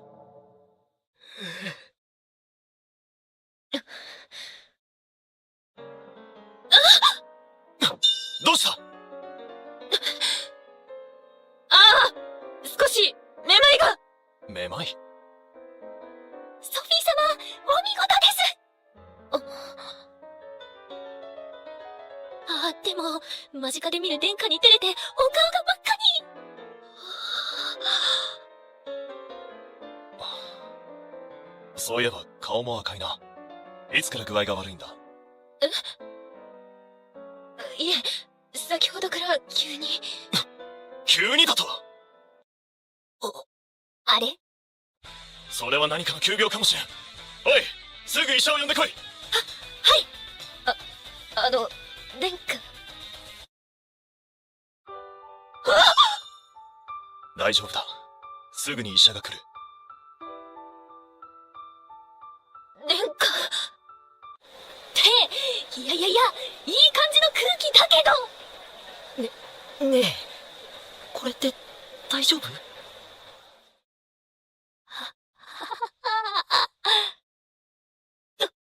どうしよう。なんだかとっても、大事になってしまってるんだけど。ソフィー様、アメリア様がお見舞いにいらっしゃいました。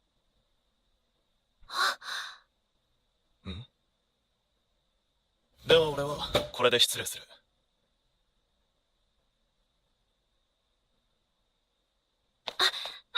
ソフィー様、大丈夫でしたか？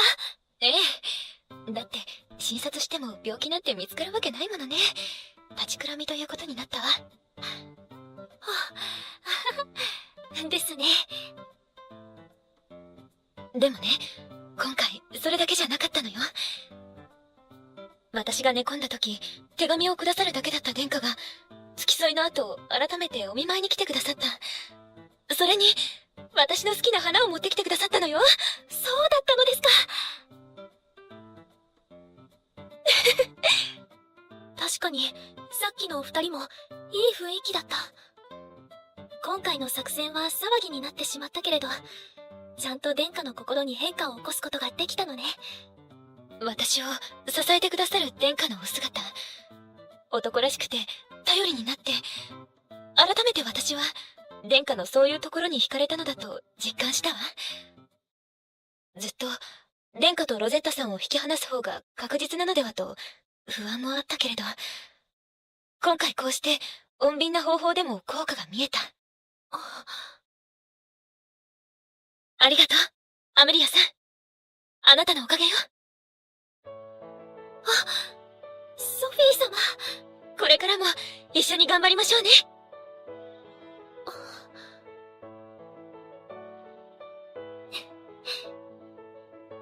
はい。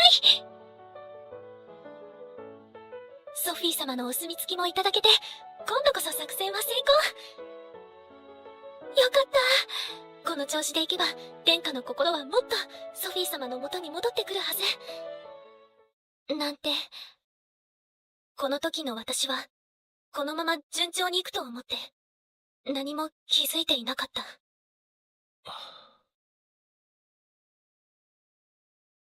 まさか、今までの行動が、あんな出来事を招いてしまうなんて。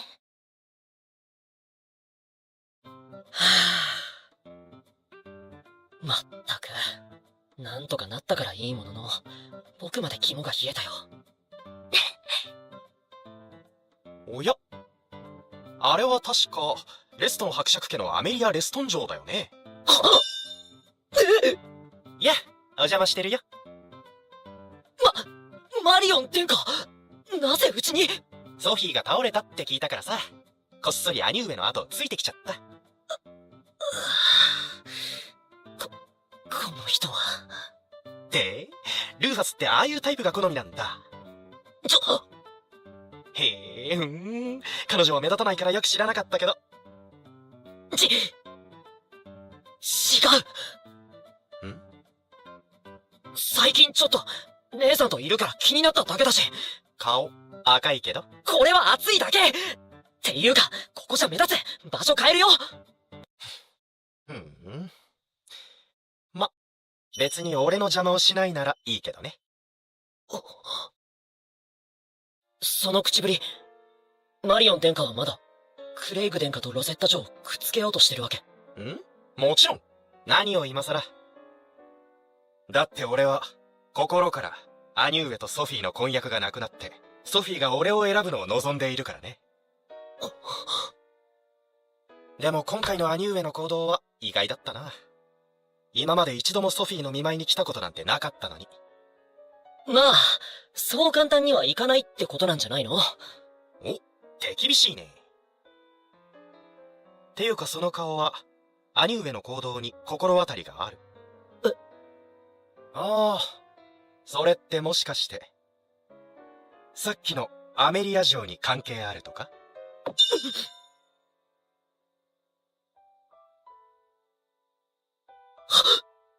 しまった。アメリア・レストンね。覚えておくよ。まずい。この人は、幼少の頃から姉さんのことが好きで、姉さんを手に入れるためならば、思いもよらないことをしでかしたりする。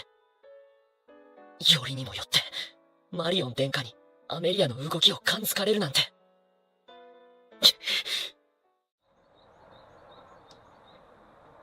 あら？ルーファス様。ねえ。あんたの目的は何？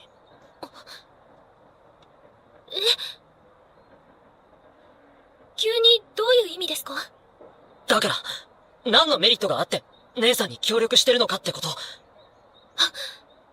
ルーファス様は改めて、私がソフィー様に害がないか確認したいのかしら。バーネット家に恩を売ろうとしてる？他の取り巻きを出し抜きたいってこと？じゃあ、何？誤解をされているようですが、私がソフィー様に協力するのは、決して下心からではありませんよ。じゃあ、本当に姉さんを尊敬してるからってだけ？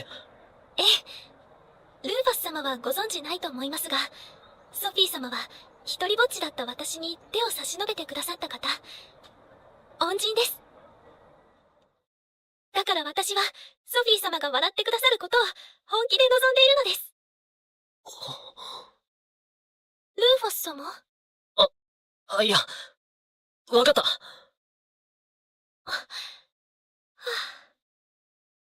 本当は目的なんて、今までの姉さんへの態度を見ていたら、なんとなくわかってた。でも、あの人に感づかれたことを考えたら、味方だと安心していいか、直接確かめておきたかったんだ。じゃあ途中で、姉さんを見捨てたりしないんだね。はい、もちろんです。わかった。そのつもりでいる。ありがとうございます。それにしても、こうして私の心の内を確認にいらっしゃるなんて、ルーファス様はお姉様思いなのですね。私には兄弟がいないので羨ましいです。いや、そういうことでもないんだけど。私、これからもソフィー様のお役に立てるよう頑張りますね。あ、そうだ。よろしければ、これからはぜひ、ルーファス様の意見も聞かせていただきたいのですが。は？今までは小説の男性を参考にしてばかりだったので、今後は現実の男性の意見も参考にしたいと思いまして。例えば、ルーファス様はどのような女性の仕草や行動にときめくかとか。キラキラキラキラキラ。そんなの、頼られるのとか嬉しいんじゃないの？あと、好意を抱かれると思ってたら、案外そっけなくされるとか。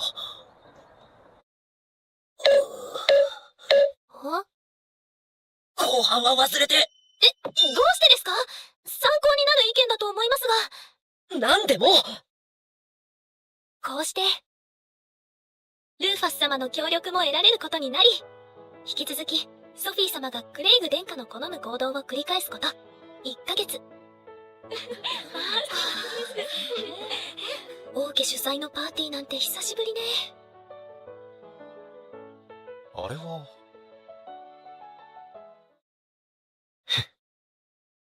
その出来事は起こるのです。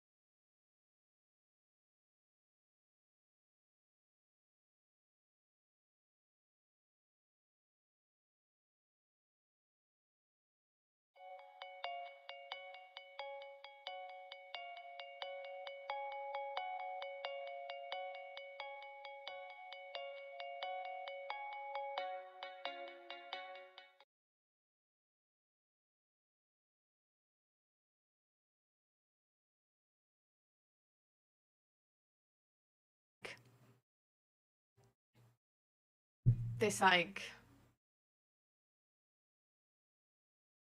I don't know, like doing this like motion of like all of these different things, like pulling the one leg and then this side, noticing how you like wiggle like this and then adjusting that and all of that.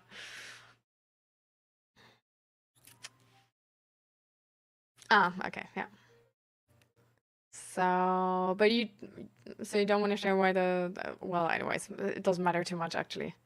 But like, has there been something which is also like mentally impacting with the emergency services being there? Like, is it not just the inconvenience of these people being at the like office and you having to sort of like handle them, tell them all of like what they want to know? But is it also that like the fate of a patient or something was influenced, which is sort of like weighing you down? Yeah, that's why I was sort of like, actually, like, I'm just not gonna, like, it doesn't matter anyway, and that's not like really what I want to know. So rephrasing.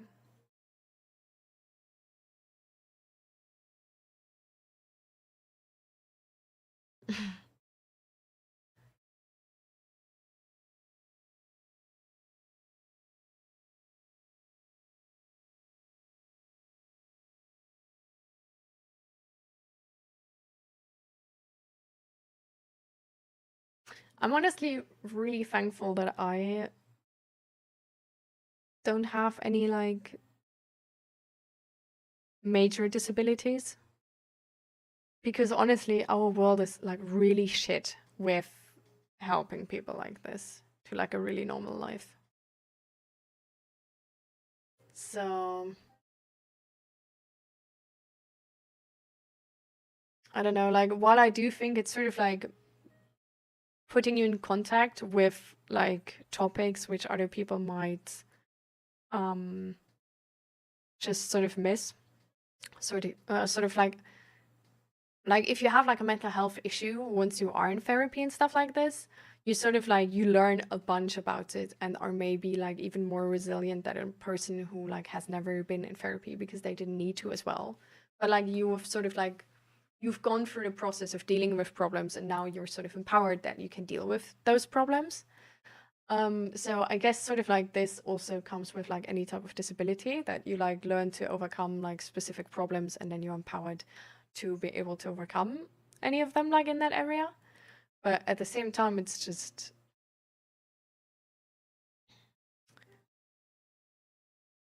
I don't know, there's like so many disabilities where you just like can't really overcome the problem, but you can only like walk around it. And some of those workarounds are just, I don't know, like keeping you back from things other people like can choose to do or not do, and you can't. And I think that's, I don't know, like sometimes I feel like, oh damn, like I'm like so tiny, like I would have never, like the chance of me becoming like a basketball pro player or something are like not there or something. But at the same time, like I could still play basketball because I can walk and shit like this. Like it's like there's like little options like sort of being denied. And I feel like once you're disabled in like anything, like have like any major disability, like there's a bunch of things which are just not really on the plate of options anymore. So that's really annoying.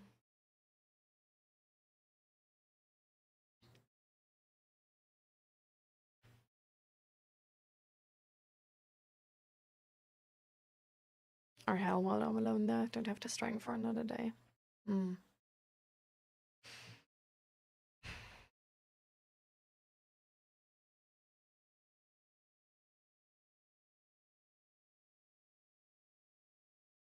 Pick and choose. Yeah. Well, I mean, autism, ADHD, all of this, like, as of now in the definition of the DSM-5 is a disability. But that's why the like we talked about this in other streams before already, right? So that's why the diagnosis actually is so annoying, and like a lot of people like sort of hate it, because especially if you are on the neurodivergent spectrum, you don't really understand, like people need to tell you that the diagnosis for ADHD or autism or any of that is not a diagnosis for ADHD, autism, or any of that like it's portrayed, but it's a diagnosis if you suffer enough to the point where you should get disability sort of like help from the state under ADHD, autism, or whatever. So you can very well have ADHD and get a negative diagnosis because in your life specifically you don't suffer enough from ADHD. The same with like autism and those things. So yeah.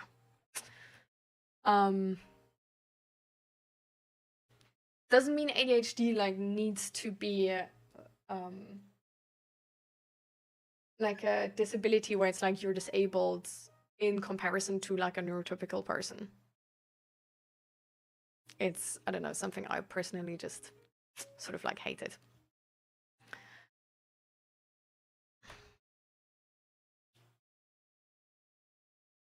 Yeah. Well, I feel like neurotypical persons like also sort of like need to learn with to live with it, right? But I guess it's like just sort of like harder for like how we learn and how how life is portrayed and like what type of like representation we have in society to learn to live with it as a neurodivergent person. But yeah, so the diagnosis is not if you have it or not. The diagnosis is if you suffer enough under it or not. So yeah, I feel like that's honestly like personally like I really hate that it's sort of treated like this, because it's just like I don't know, like I really don't like the picture of it. But I guess it's just I hate the picture of it because we do live in a society where ableism is just so common. And I think in that moment where I don't like it, it's sort of like,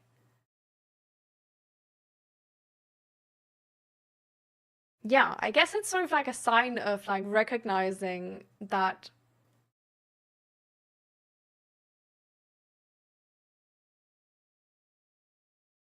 is it actually just recognizing my bias?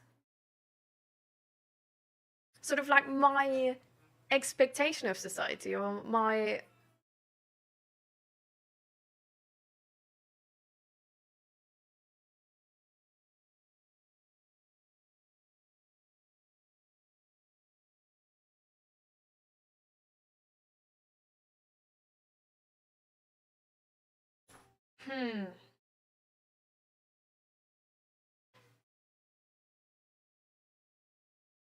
Because like with a lot of disabilities, it's like that, right? Like you could be suffering under it, but if your life accommodates for it, or like if you can create a life around you which accommodates for it, and find a way to sort of like integrate your life around it like really well, then it's like you don't have to have like a worse life because of it.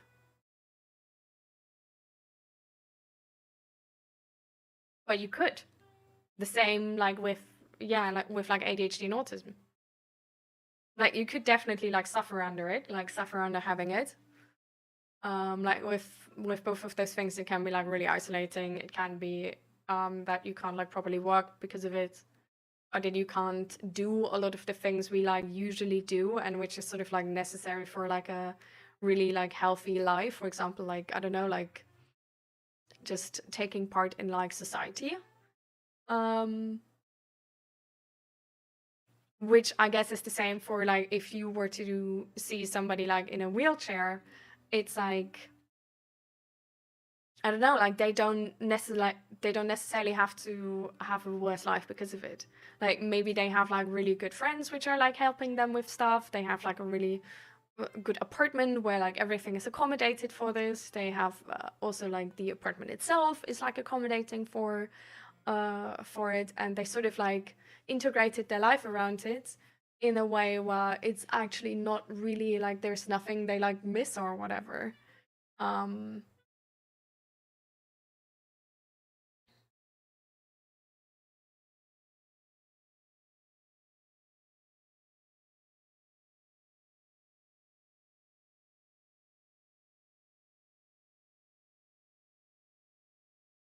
So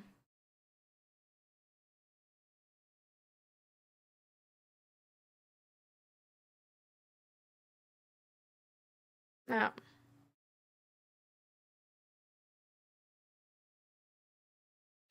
It's like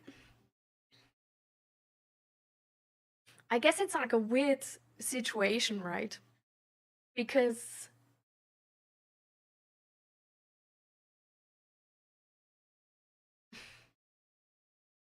Because I guess as a neurotypical person, but I wouldn't like with mental health as well, like it can like hit everybody, right? So like but yeah, I guess depression is like also like a um hmm.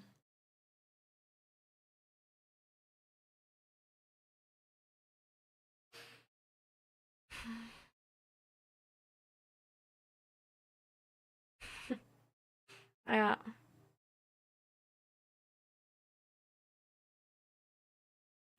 Yeah, I feel like I really don't like the word of it.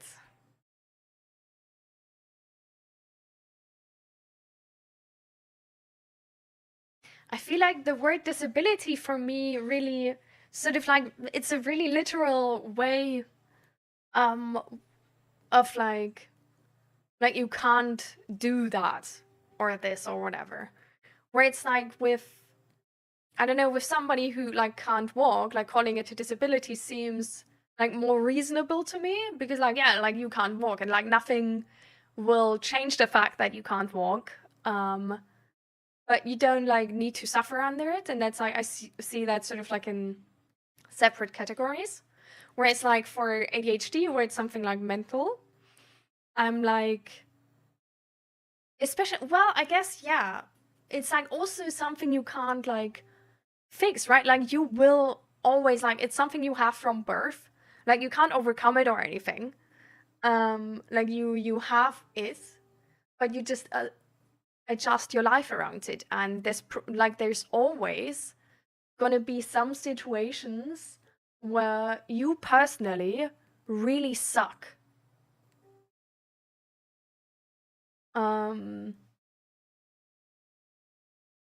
But you can just, I guess, like more easily maybe than with a person who can't walk, adjust your life around like not being in, like not putting yourself in those situations where you suck.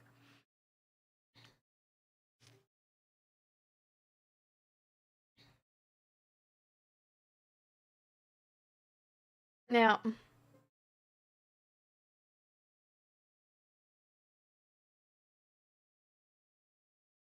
I feel like I just don't like the word disability, because it sort of like implies that you're just not able to do that.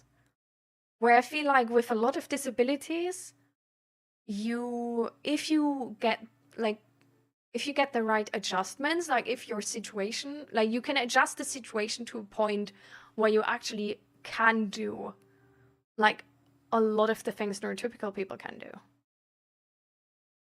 And I feel, yeah, I just feel like I hate the word disability, because it seems like there's nothing you can do about it, while there is something you can do about it. It's just like, it just takes more effort.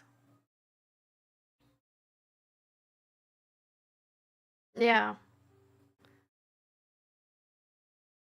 I feel like if I would see it as like different abilities in terms of like disabilities, like in my like sort of like understanding of the language, more like non-ability or like not working ability, like, well, like you don't have that ability.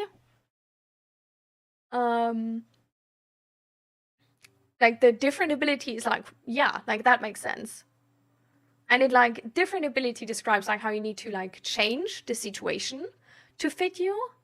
While I feel like disability for me personally describes how you're just fucked in that specific, like there's nothing people can do about it. Like it's just like, it's like over for you in that point. I don't know. Hi Jolly, welcome. And hi Raven. I'm glad you two are here. I hope you've been doing well. It changes depending on how society is set up too. Yeah, definitely. I feel like maybe like, I'm not sure if it's like, if I necessarily hate the word disability because of the societal implications of it, of the word, or if it's just one of those moments where I'm like really literal. So I'm not entirely sure.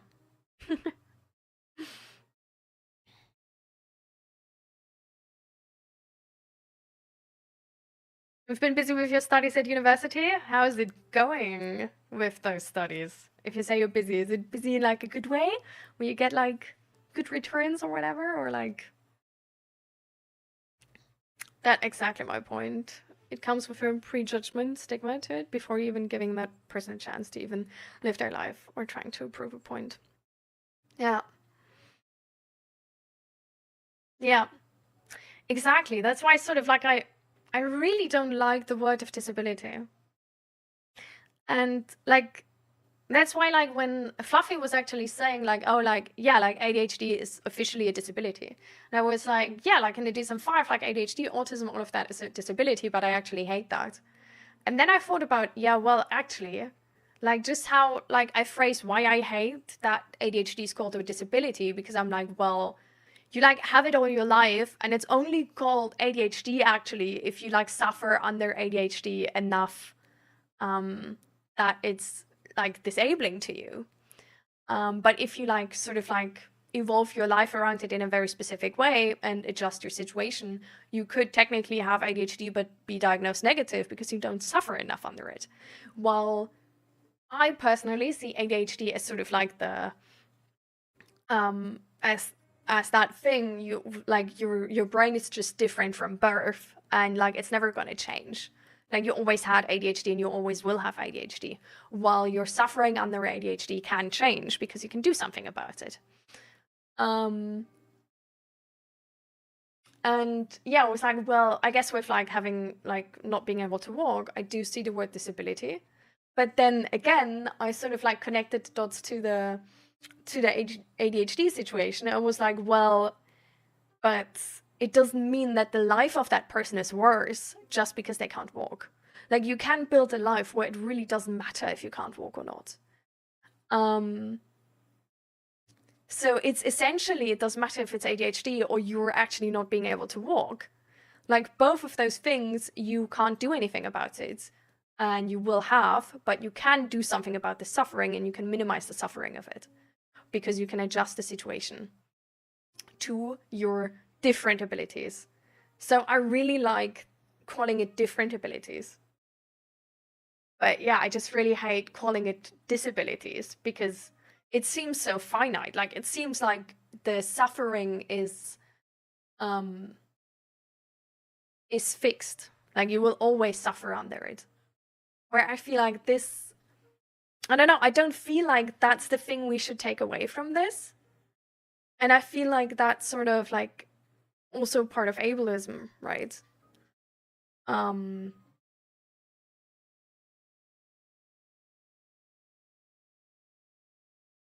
Because it just implies that the life of a person with a disability is just gonna be worse than the life of a person with no disability, which doesn't need to be the case.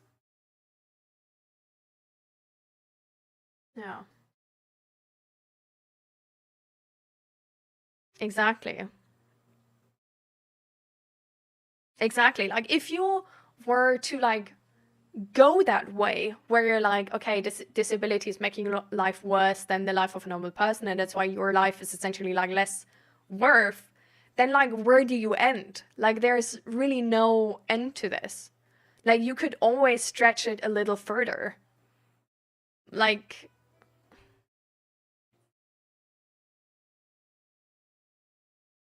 yeah, so I don't know, like, I really hate the word disability, I think.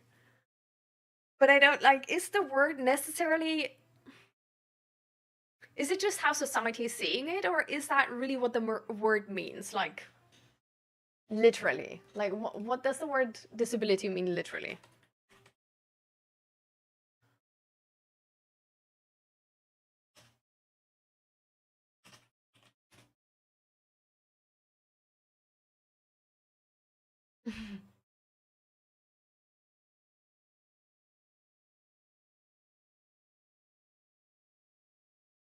Yeah. No, definitely the word literally means without that power skill or whatever.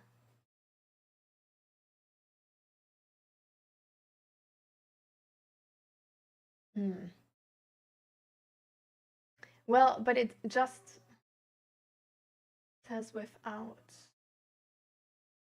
It is.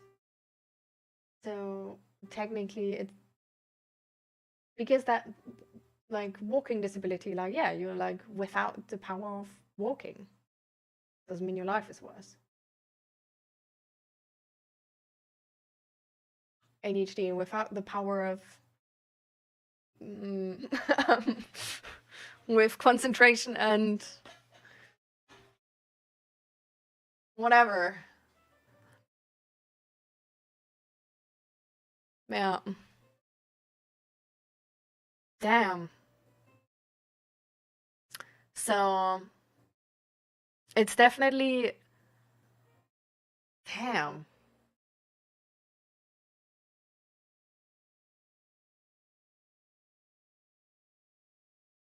Yeah, exactly. Like your life can suck ass because you're poor. You can also actually live in a like you can be like there's people who are poor who still have a good life. Who like maybe live like in a third world country where they earn like nothing, right? But they sort of have a house and they're like happy, you know? Where it's like if you're poor in like, I don't know, America, you fucking die. So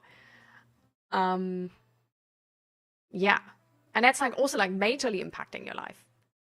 So exactly, like if you start to compare life in terms of like ability and implying like quality of life to ability, and then implying worth to quality of life, it gets dark real quick. So what did I now just uncover? Like, did I uncover... I just sort of uncovered how...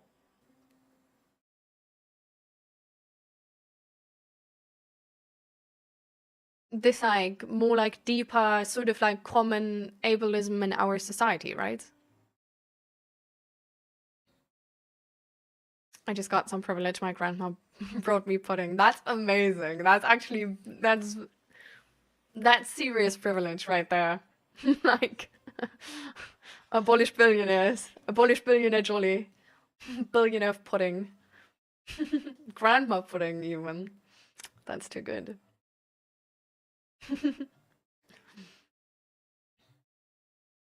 I was diagnosed with ADHD. I was diagnosed with dyslexia. I don't need to get tested to know I have autism. I also was diagnosed with the gay from a young age. Yeah. Actually, I still haven't been diagnosed with autism. We still haven't properly talked about it. I'm not sure if I'm actually gonna get the diagnosis because, yeah, I'm not... At the moment, I'm not quite suffering too much under it. So, yeah, it's weird. I don't care about the word so much, not gonna lie, but if you're debuffed in life, then you're disabled, or any other words you would choose for it. Yeah. But it's like, yeah, I just... Okay. So I guess in that sense, I just sort of...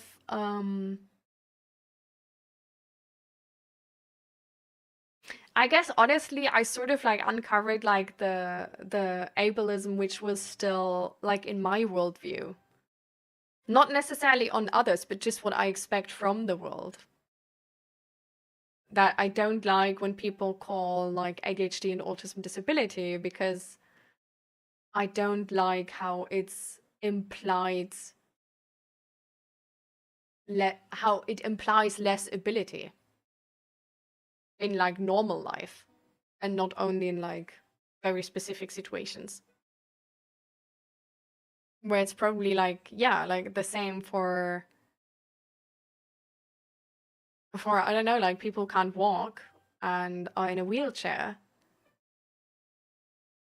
which I then like always faced with this like implied thing of like, oh well, but you probably like can't party, or like you probably can't, I don't know, are not like the fun person to go shopping with or whatever, or you probably can't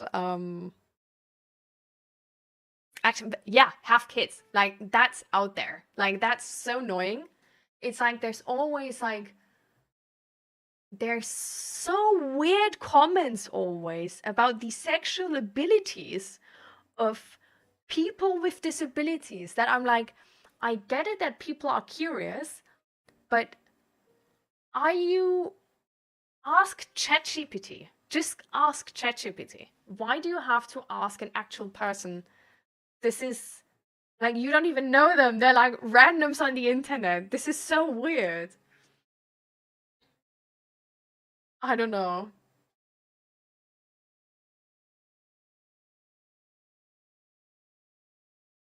Also, for usually all disabilities, it's like, it's really depending on the person.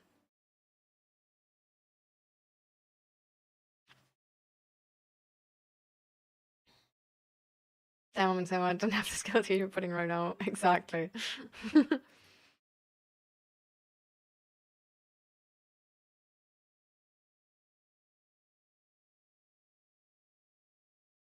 Ah, okay. Yes, that's fine.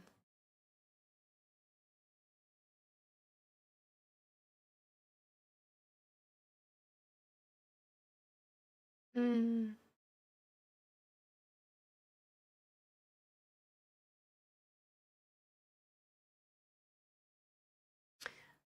Okay, I read this now. Can I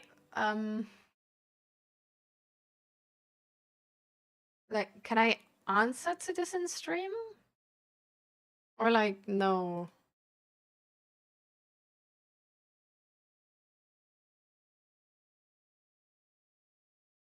It's like totally fine if you just say no. I don't know, I just sort of like want to make sure. Like I do realize that it's sort of implied.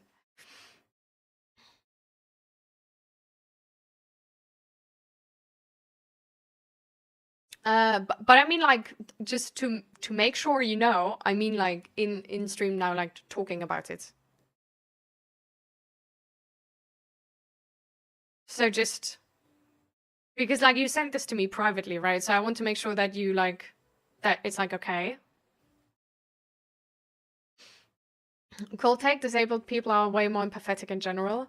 I definitely like I think it's like one of those like biological things, right? But it's exactly the thing I was mentioning before. Like at the beginning when we started talking about this, I brought up how like for example the like people with like mental health issues, right? Because once they are in therapy, because they're faced with these mental health issues and because they are sort of like because their need to overcome these is like way higher than like for regular people, right? They are then empowered by having solved that issue and then have the power to solve issues like these, right? So I feel like because you are faced with people being not empathetic and with people being like ableistic, disablelist, I don't know, like racism and racist, ableist. Is that a thing? I don't know. But because you're faced with this, you sort of have to, like, it's more of a necessity for you to like actively put effort into this topic to overcome it. And I feel like that leaves you with this empowerment, because now like you have the power to like overcome these things, or like you've had the power to overcome these things, and now you have like proper answers and proper like a proper moral compass and like this stuff figured out of what is like good and bad and stuff like this. You know what I mean, sort of. I most likely have dysgraphia. That's why I don't study languages law. You want to explain to me what that necessarily is, or should I Google? Ah, okay. You explained, actually. I like languages, but I can't write correctly for shit. Luckily, I'm good at sciences. I don't like languages. I've always been bad. I don't know. I don't know if I have anything like dysgraphia or whatever. I just know that I really suck with languages. I always like bumble jumble the words together, and it's so hard for me actually. I essentially speak a mix of all the languages I know, and that is the language I speak. I speak communication. I don't speak languages. It's so hard. All right, Grumpy Palace. Yes, yes. Just remind me, all right?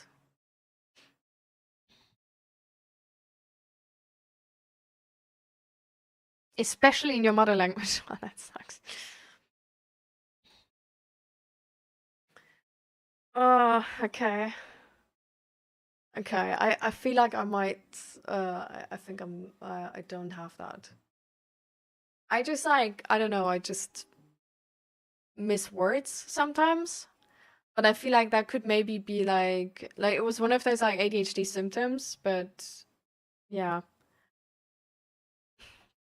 It's just, I don't know, sometimes I just leave out words. Sometimes I make up new words. Sometimes I just say the wrong words or write the wrong words because I was seeing something different in that moment. So I had like a sentence in my mind I'm saying, but while I was saying the sentence, I looked at like a glass or something, and then I just say a different word for a word in that sentence, and then you don't get it anymore, but I don't realize it happened. And then you look at me like, huh? And then I look at you like, are you stupid? And then you say like, raspberries? And I say like, what do you mean? And then then you repeat my sentence. I'm like, no shit, I said that, right? Like you're bullshitting me. Yeah. And then sometimes I just miss like small words like the or like I don't know, that kind of stuff. Yeah. I don't know. I write the words completely wrong a lot of the times. Okay, that's annoying. I can imagine. But thankfully, there's a lot of autocorrect nowadays. At the same time, sadly, the autocorrect is a lot of the times really shitty. I sometimes have the problem that if there's like some words are weird to me, and the more I look at those words, the more I confuse myself. Do you know what I mean? Do you have that too? Or is it just like from the first moment on, like completely weird? Like for me, it's like the longer I like think about how that word is actually written, the more I mess it up. Like I confuse myself to the point where it could have a different front letter. Like it's so hard to, I don't know, I just question everything at some point. Like in the beginning, it's only like if the O is first or the E is first, and in the end, it's like, but does God exist? So, yeah. It's really, I don't know, it's worse the longer I look at it. But what is the most annoying part about this graphia? What do you think? Is it in like work context? I could imagine that it's like really annoying. But at the same time, in work context, you can probably like a lot of the stuff is like online, right? So you can probably use a lot of like autocorrect. So maybe that's not the most annoying part.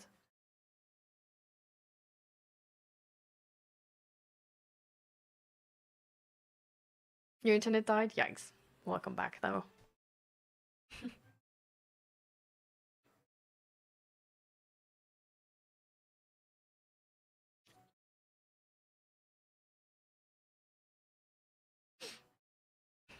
Raven, by the way, how are you doing?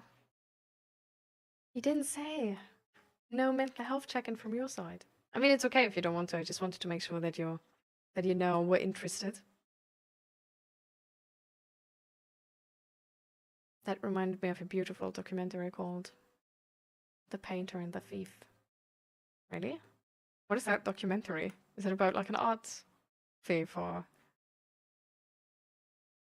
So it's mostly a problem with exceptions to rules and stuff. I just can't remember no matter how hard I try. Oh, okay. That's annoying. I just, like...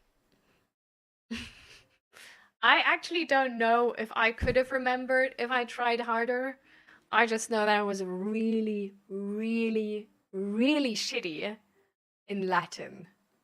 Like, Latin, from first year I had it to last year, I was every year on the verge of, like, failing class because of it. Yeah.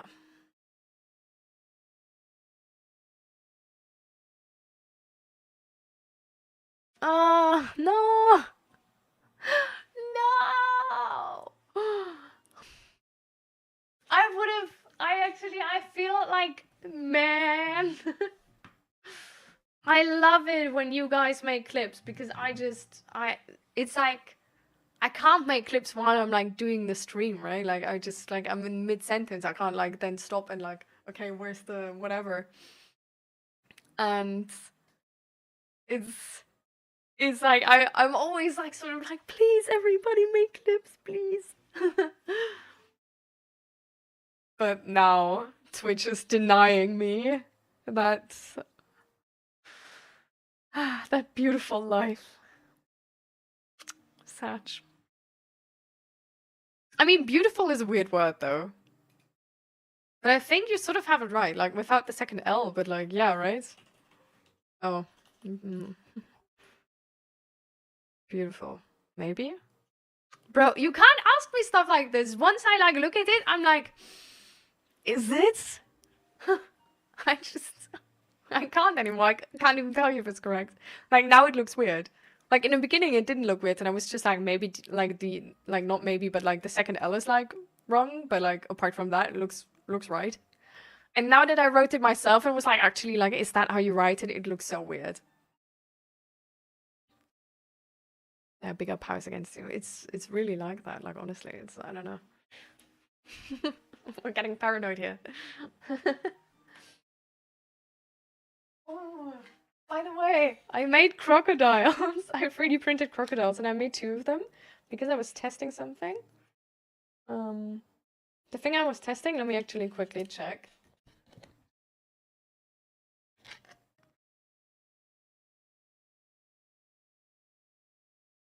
It made it worse, actually. Yeah, it made it worse. Ruined the detail. Anyways, but look. Rawr! Rawr! Rawr! What? Not my face. Look.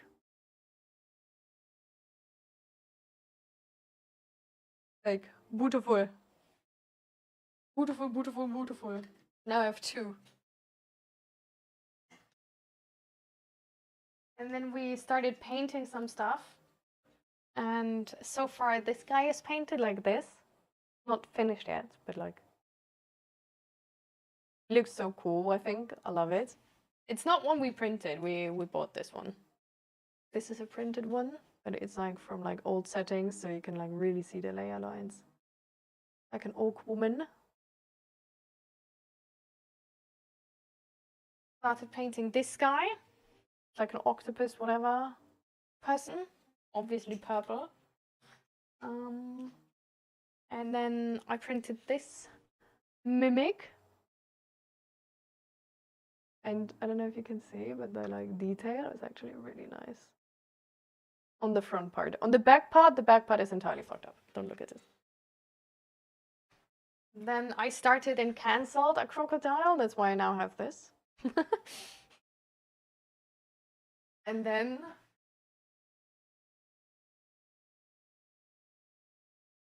I made this.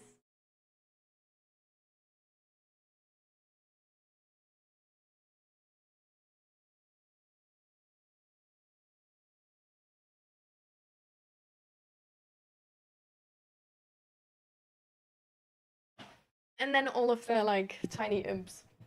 I've made like 5 of these now. For like the testing. So, yeah.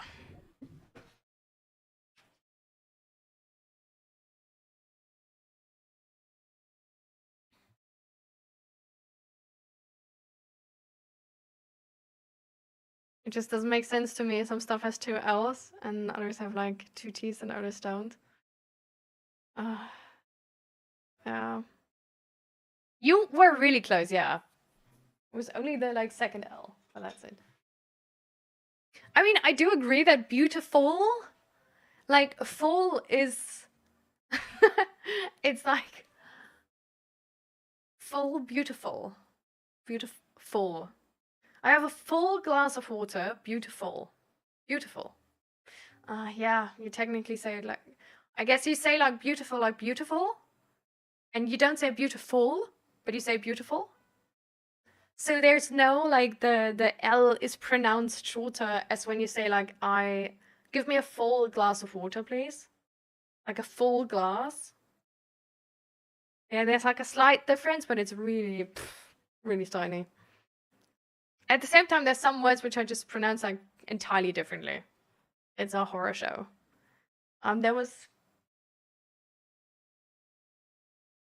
I don't even remember any right now. It's about this Norwegian painter, I sent her name on Discord, whose art was stolen, yet instead of breaking, she kept creating. What amazed me most was how their friendship grew from that moment, built on trust, empathy, and quiet strength. They saw each other clearly, not as victims or heroes, but as people who rise after being hurt. That honesty shaped one of the most beautiful friendships, a bond born from shared resilience and gentle understanding.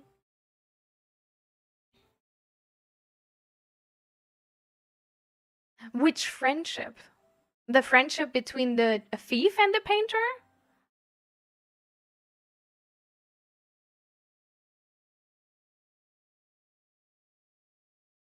I hate mimics with a passion. I love mimics. I love mimics. I had the most amazing D&D campaign moment with a mimic, where I had like I did like a one shot for the people from Zach's work. So we had like 8 people or something on the table, 8 players, all newbies, right? So the perfect victim for my mimic. Door. And they were like, you hear screaming from the inside, from this like little girl they were like looking for, or like little boy, I don't even remember, I don't know. And they were like, I rushed to the door, and I like, oh my god, no, actually it wasn't like they just opened it, but she wanted to hear at the door. So she like rushed to the door, did this, and I was like, you are now stuck to the door. Give me your armor, please. Rolling dice. So she was stuck to that door, and then there were like 7 people around like trying to hit that door, but that door had cover because she was standing right in front of it, being entirely stuck to the door. It was amazing. It was amazing. I can only recommend. Love it. Love it. Never had so much fun. The faces of this group of 8 people being like, one of y'all is now face first stuck on that door, which has like 1,000 teeth and 10 eyes, and is like slowly chomping down on your friend. Hilarious.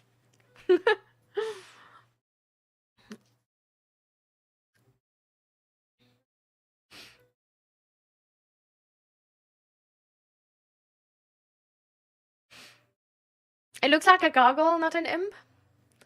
Yeah, well, I didn't make the 3D model. I think it's like fairly alright. I do see the recollection to gargoyles, but to be fair, gargoyles do sort of look like tiny devils, so.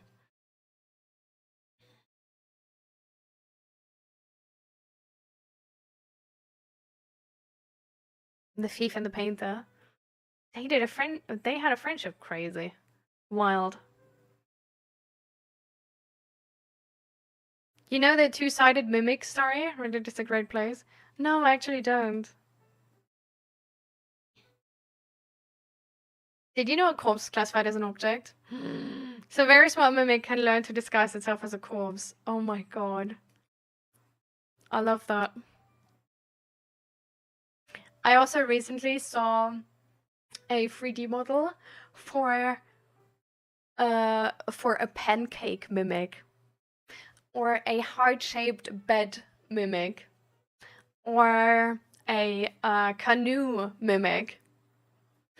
Imagine your friends are like sort of like looking for a boat, like walking around, like next to a river, right? And then there's just this like old canoe tied up. And they like get in, and in that moment it's still a canoe. And then like they start going to the middle of the like river, and then the mimic is like rawr. That would be so cool. So cool. Oh. Audiobook when, please? Oh my god, I would make an audiobook. I'm serious. I like reading out loud. I feel like, I don't know, I like listening to audiobooks. And I just like reading things out loud. I don't know. I actually already had multiple talks with ChatGPT, which books are sort of like on topic and I could read and stream. To be fair, there's the amount of like public domain books is slim. A lot of them are really old. Like, we could read, like, Freud or something. But I'm like, I don't know, like, do I want to read them out loud? I don't know. Let's start small with Yuri stuff for a friend. But is that like public domain? It's about an adventurer that was trapped in a dungeon and he gave his last food to a mimic and waited for his death. But the mimic transformed into different objects to help him escape. But the part of the mimic was also written out. Oh, that's so beautiful. Oh, that's really beautiful. That's so cute. I love that.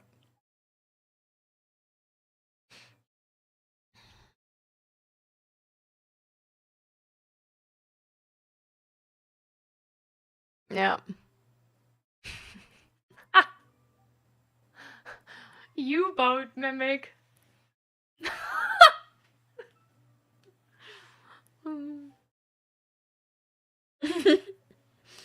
Just wait till you're like close to the bottom and then what you gonna do, huh? I had to run for a bit. My coworker is convinced our computer is haunted.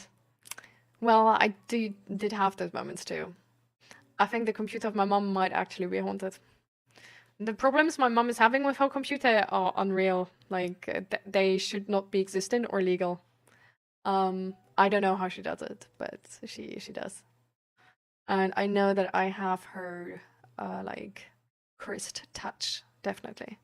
Because I always have problems where Zach, as an IT person, is like, I have never seen that happen before. And it will never happen to a person except you. Yeah.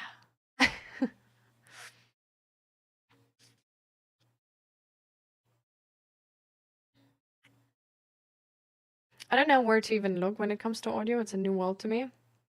Well, like, technically I do have, like, podcasts, but to be fair, I have, like, one in English. Like, I wanted to make more, but then I just didn't get to it anymore. But I already have, like, I had, like, the other night, when I was trying to sleep, I had, like, a really, really cool podcast topic, and it motivated me so much to make a podcast, and I was thinking already, like, how I would make that and stuff like this. And at the same time, I was like, oh, I need to write that down. But then I was like, I'm like so cuddled up already, I don't want to. And it's like a really good idea. And I already thought about it so much, like I'm not going to forget it, right? And I fell asleep being like, I'm not going to forget it. It's fine. Like, don't be so paranoid. Like, you don't forget stuff. I forgot it.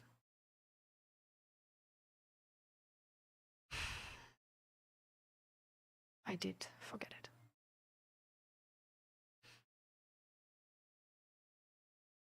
Yeah. But how are you doing, Raven, by the way? You know what I like to do? I want to play a D&D campaign as a mimic. That would be cool. Today I saw a 3D model of a tiny mushroom bard. And I love it, in fact. I absolutely love it. Yeah.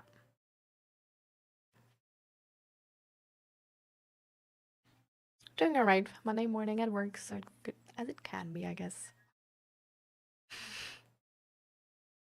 I'm like, I get what you mean, but at the same time, let's think about this for a second, what this means, right?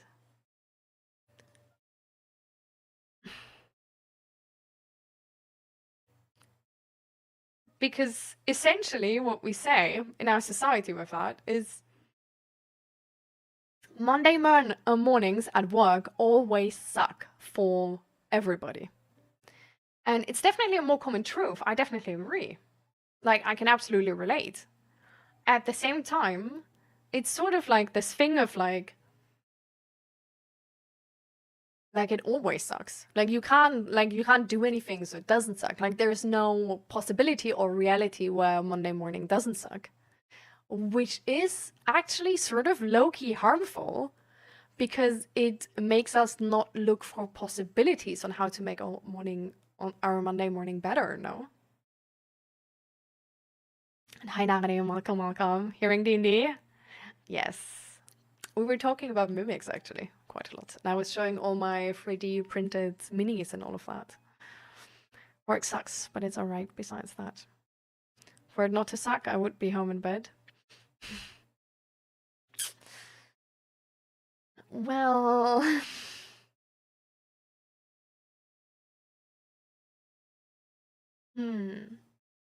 Does any work always suck?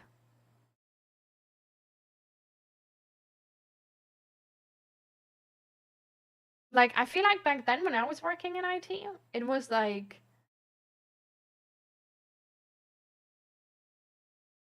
I don't know, it didn't always suck. Like, some days sucked for sure, and it definitely, like, more days sucked than not, because I, like, just recently then got my, like, chronic headache, and I was working 2 jobs. So it was like, definitely I was more like overwhelmed and exhausted on a daily basis. But I don't know, like my colleagues were kind of nice, and it was really fun talking to them in the breaks. And there's like coffee and like cocoa. Wait. Cocoa. No. How do you say COCOA? How do you say that? Cocoa? Cocoa? What? I don't know. Anyway, so that machine was really amazing. So, I don't know. It was sort of like fun sometimes, you know. Cocoa. Okay. That sounds dangerous to your body. Well, I got chronic headache from it, so probably was.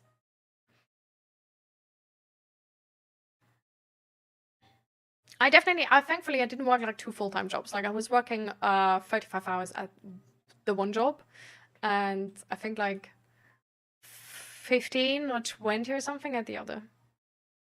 So I was still working like a lot. Like, don't get me wrong, but at least not like 2 full-time jobs. Yeah.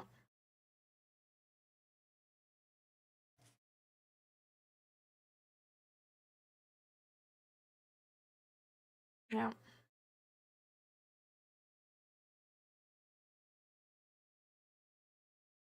I ended up fainting from exhaustion. My body couldn't handle it, especially since I was making up hours during my days off. Oof. I mean, 2 full-time jobs are really insane.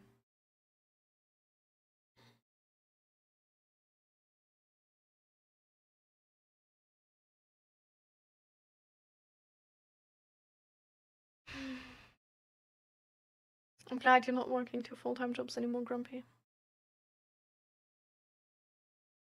Do you realize that you have anything which sort of stayed from that time because of the stress?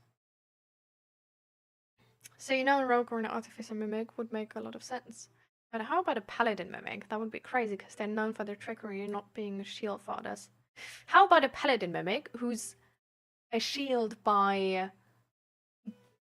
like eating the person they're shielding, and then they always like in really classical D&D dungeon crawler type style ask money from the person in order to spit them out again, otherwise they will actually eat them.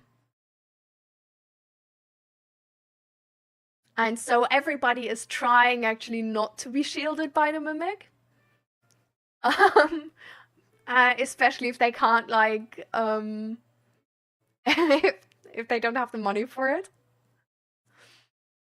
And then at some point along the way, there comes a situation where the mimic is actually like saving a friend, but they don't have any money.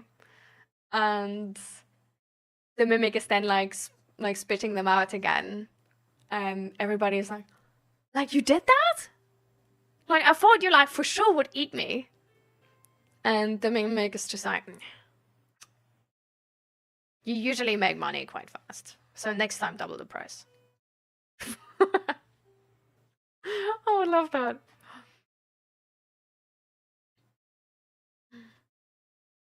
So basically a mercenary pilot and mimic scammer, exactly.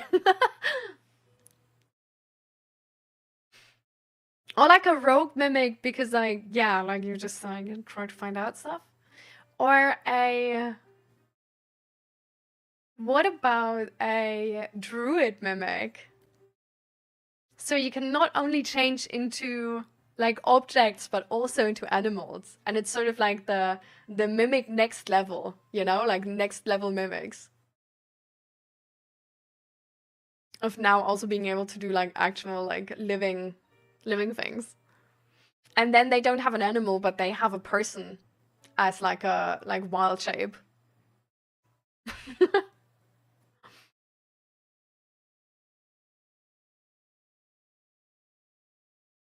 A friend of mine once played a cursed sentient armor and was a sorcerer before their soul bound, and after my character equipped the armor, basically 5 actions per turn because of him. God damn.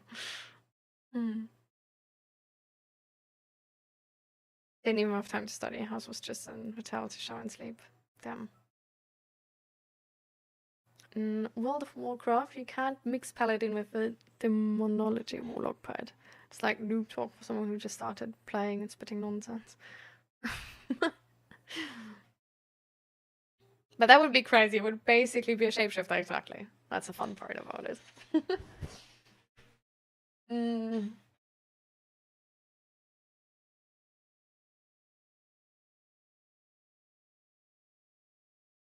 How about a...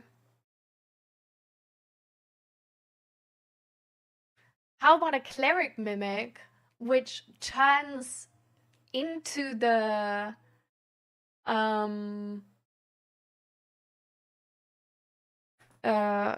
spiritual weapon instead of like, because usually clerics have like a different spiritual weapon, right?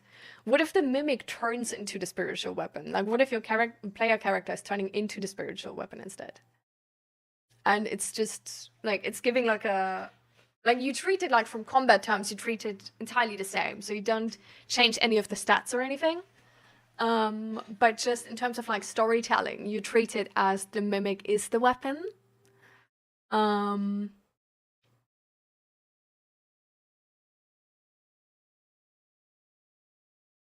Like maybe the mimic is turning into 2 objects, and one of them turns into the spiritual, like one of them is the spiritual weapon, and the other one is the mimic themselves. That would be sick. So sentient weapon that swings itself forward. Yeah, for example. Or like, it doesn't need to be a weapon, right? Because like, it can be like, the spiritual weapon can sort of like be anything. Like in some campaigns, it's just like bugs or whatever. So it could also just be like a swarm of bees or whatever, and then it's like parting in like 2. Or like, I don't know, like the mimic turns into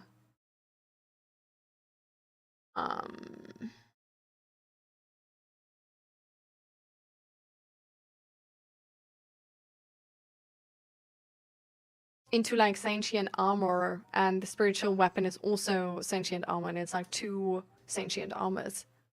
But it's like one is the mimic and the other one is just like the spiritual weapon. Yes. See you, Fluffy. Good luck. Success. Yeah. But playing a mimic seems like fun. Seems cool. I feel like it's really like I would essentially allow it like I would use druid rules and instead be like, okay, so you are the mimic and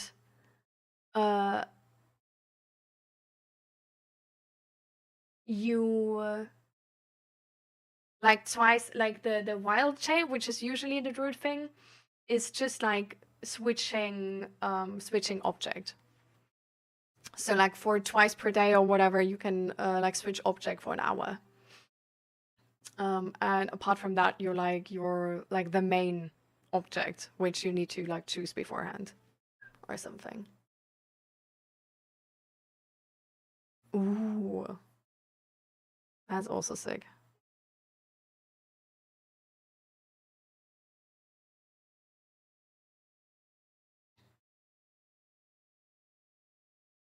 guys. Let's come back to mental health again. I was just like, wait a minute, like this is not what we're usually like talking about. By the way, I need to check for a second what I have here because it's itching so bad.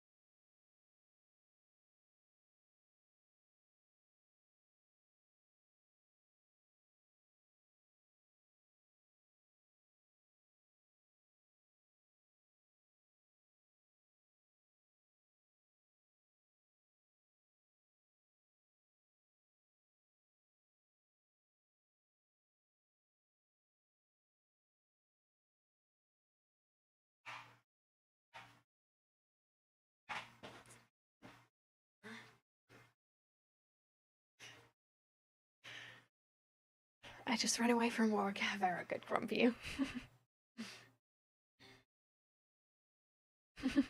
How about I choose a corpse as object of the person I turn into as a druid to trick people into thinking I died and then ambushing them?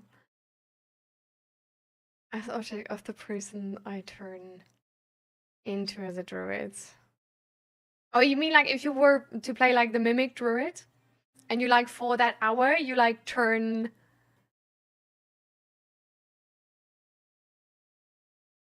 Like, yeah, you could do that. Like, yes. Like, that seems like an amazing idea. Like, this is awesome. Like, yeah.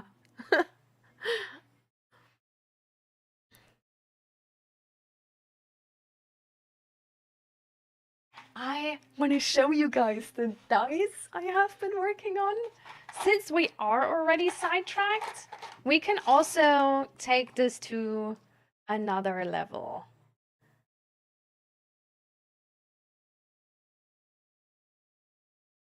Look.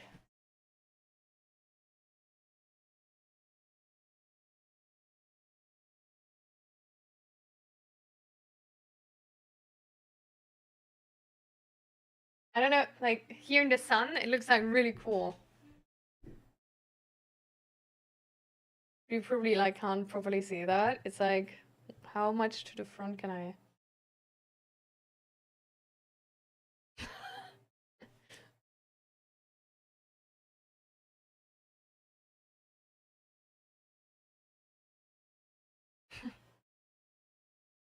It's like so cool. It's like the Wicked's the Wicked Witch theme. Because there's like a purple flower leaf inside. Like some gold and green.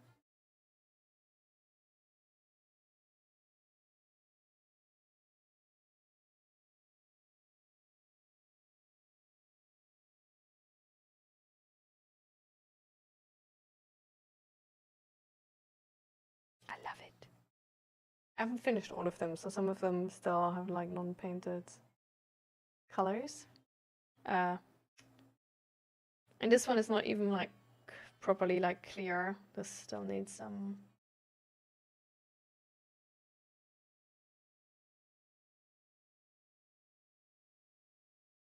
polishing. Yeah, exactly. The Wicked Witch from Wizard of Oz. That's exactly it. It's this one. And then I made another set, which is so cool. It's like Pride, essentially.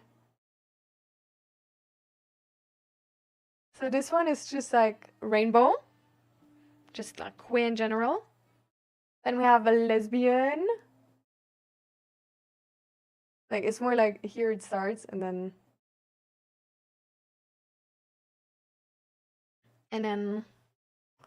we have gay. And here is bisexual.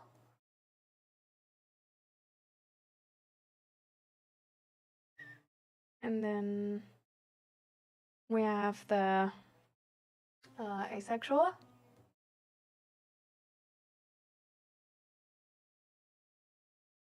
And then, wait, yeah. And then we have trans. So blue, baby pink, and white or silver. And then we have this one that's not properly cleaned yet, which is non-binary. I love that. It's like first of all, like, they like really glitter. I don't know, like I can't like properly show this. But they're so pretty. I love them. They're like so gay. They're like properly gay. They took ages. Like, they're not even done yet and they took ages already. And then these. And I love these too.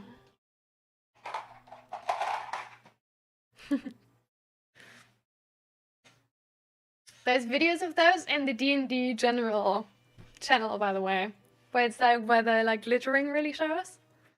I sent them yesterday, just if anybody's interested. To do dexterity checks, you could use a rod with all the numbers on and drop it, and on whichever number you catch it is what you rolled. So it links your own dexterity to your characters. Oh my god. I mean, I guess like for some people that's like really cool, right? Because some people really like the link between their own skill and their character skill.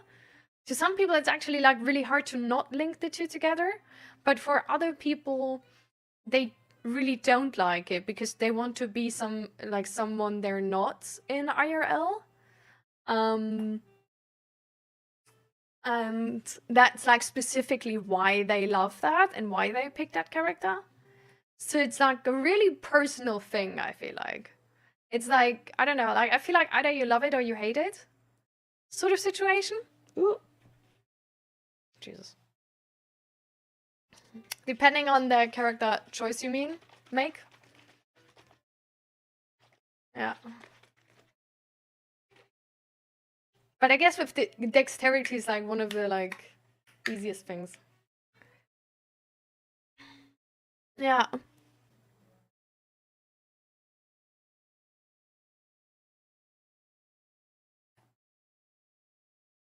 I do have to say, while we actually see specifically this problem is with wisdom and intelligence and charisma, actually. There's some people who play like really charismatic characters who are just not charismatic and can't think of really charismatic stuff.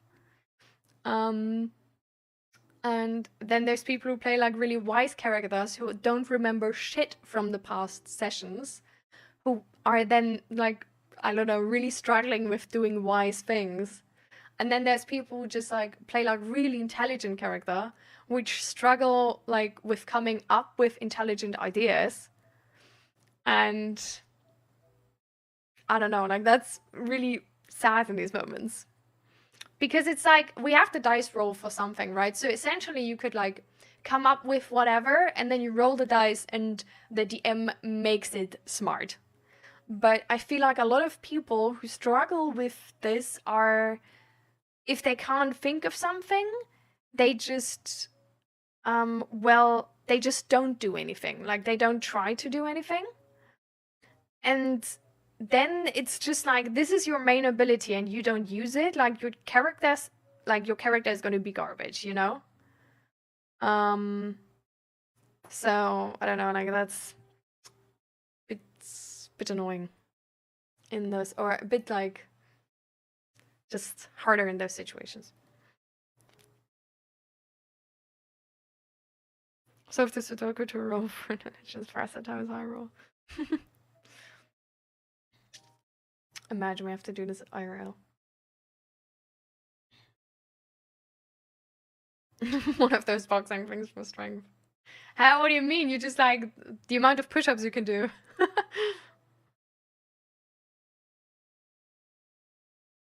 I could dedicate a campaign with tests instead of rolls. I think that would be actually like so funny. Like, imagine you want to steal something, and it's like, okay, did you steal anything from the table? like, like steal something now. I play for 2 hours and everyone is just lying on the exhaustion floor. Yep.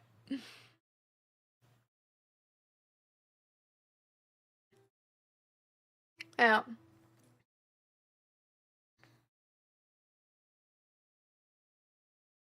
You will learn stuff about your friends you didn't know before. That's guaranteed. It's like deception. You actually have to, like, you don't even roll for it. You just try to bullshit your friend. And if they believe you, it's like you won. And if they don't believe you, well, they're just gonna act like they don't believe you, then.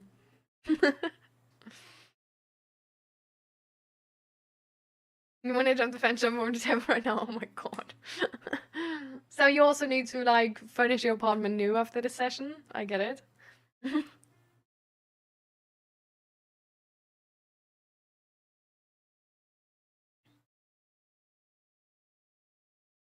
Oh, you know what are we, like, what are we talking about, people? We're literally just talking about LARPing. Like, have you ever heard about LARP? Or LARPing? This is essentially what we're talking about. Like, this is not actually, like, this is not new or whatever, actually. LARPing is essentially like IRL role-playing. Like, there's some festivals and, like, things you can do. So for example, like, our friend was at, like, a LARPing event where they essentially booked, like, a part of a really old train. And everybody needs to come in costume. Everybody gets their character beforehand. And sort of like what their character is supposed to do. So with this, it was sort of like an old science convention. Where somebody gets murdered and then they need to, like, find out who the murderer is. And yeah, like, everybody gets there as their character, and they only get the information their character has, and then they just roleplay IRL their character. And there's some sort of, like, more official tasks. There's also, like, whole events which go, like, over a week, where people literally, like, they go there and they set up a stand where they, like, sell liquor and stuff like this. Like, half of the stuff you can do there is made by the people who go there, because everybody is going there as a character. And if you go there as, like, a merchant, you sell stuff. And then you sell stuff at the place. And I don't know, like, other people go there as, like, a newspaper seller, for example, and then they just invent a newspaper for that event and stuff like this. So yeah. And yeah, there's also, like, indoor LARPing, where it's like you sort of, like, can have a session where, like, I don't know, like, for example, they did, like, I think, like, a pirate thing at home, so everybody's, like, pulling up in the costumes. And I think they had yeah, he didn't talk too much about the content of that specific thing, but I just know they played, like gambling games on the table as well, and, like, had drinks, but they also had, like, some type of, like, story or something, where I think like the captain talked to his team and then they had to figure something out or something. Or maybe like find the person who's been like, I don't know, like talking to the cops or whatever, you know?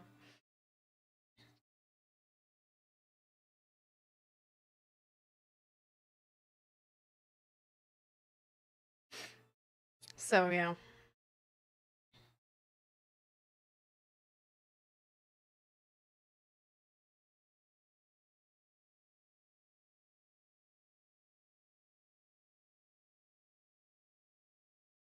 Yeah.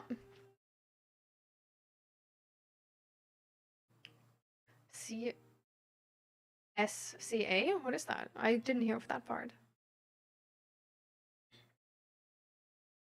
But yeah, so they also like at these big events they actually also have fights, with like LARP like weapons and stuff like this, and like the fight system is actually like there is sort of like rules and guidance for that a bit more.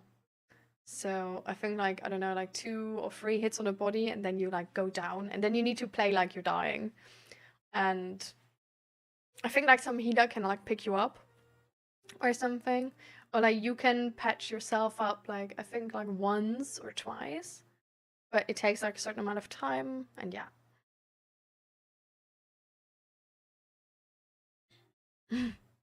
Like this thing with the old train, it was like a science convention, right? That's how much I told. What I didn't tell you guys is that like our friend is actually like a he studied physics and he has like a.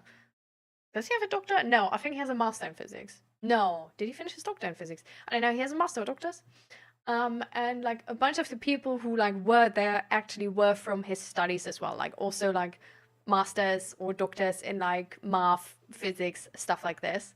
And so they actually like had speakers for this science convention. And the topic you should make was on something which is like futuristic, but you should make it as believable as possible.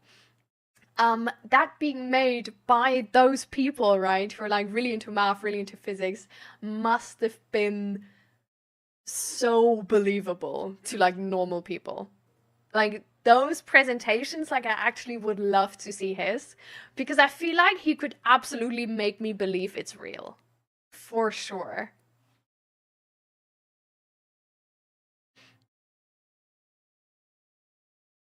Yeah. Like honestly, like there's like LARPing things where like you're supposed to like go with a troop to pick up some whatever, and then like there's people waiting there like ambushing you in the forest, you know? So and then you like yeah, you have like medieval armor, you have like special like LARP weapons where they don't hurt, you know?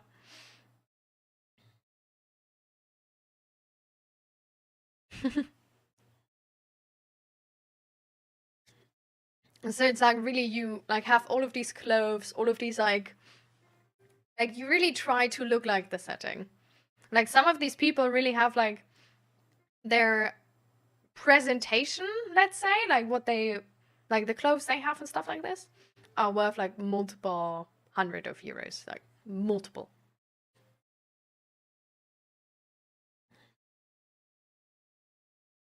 But yeah. Your tent actually on these conventions also needs to be like an old tent because they tried. Also, you're not allowed to have your phone out. Like it's without phone. You need to have like this like big like old tent and stuff like this. Like everybody's really like it's by rule you need to like fit the picture to not break the immersion. Yeah, Panas, how you doing? What's going on? What do you want to know? Or like what do you want to ask?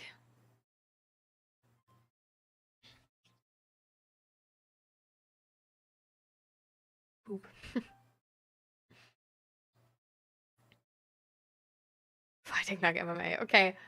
That's not how real they make it. But maybe there's 100% there's like events like this where that's part of it, where you can sign up for this. I think. Yeah. I think that it exists, definitely.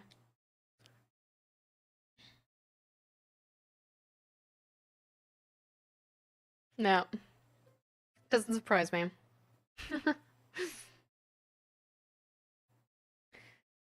Okay.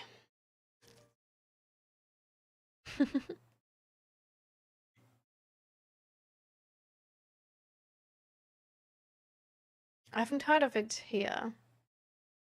Gotta check if that's... I don't know. If that exists.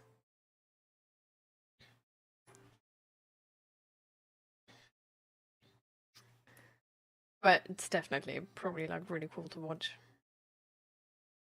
Like one of those like old like horse tournaments with this like thing they have, like with this long stick, whatever.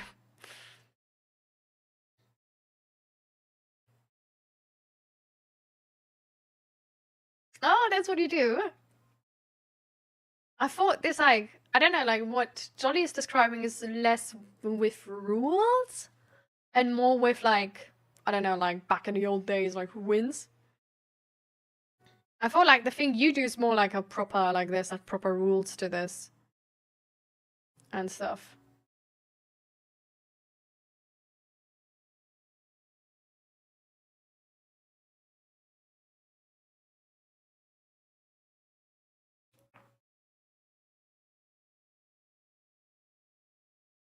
But how are you all doing in terms of mental health? Because we are going, like, we're getting sidetracked again right now.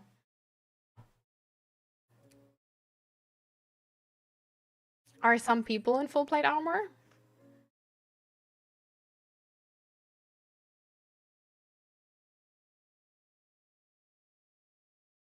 Yeah. I also know a few like LARP things, but it's more like this like very guided, ruled combat, not actual combat.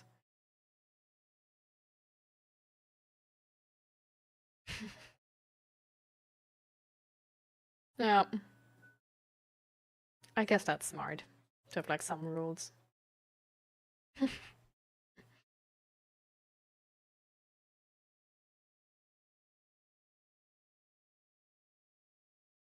Yeah. I've seen a meme clip, GIF, whatever, recently, where I think like Thai boxer was like surrounded by people of his like Thai boxing club, and it was one of those things where there's like part of it is an actual house, and then there's a part where there's like only a roof. But there was this like big, like this big like tree pillar sort of like holding the roof. And he then like did a leg punch to the pillar and it just actually broke. And people were like, oh shit. Because they didn't think it's like possible.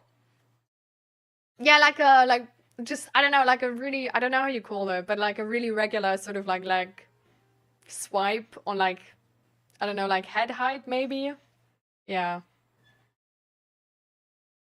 Yeah, one of those things where they do like make like a 360, you know?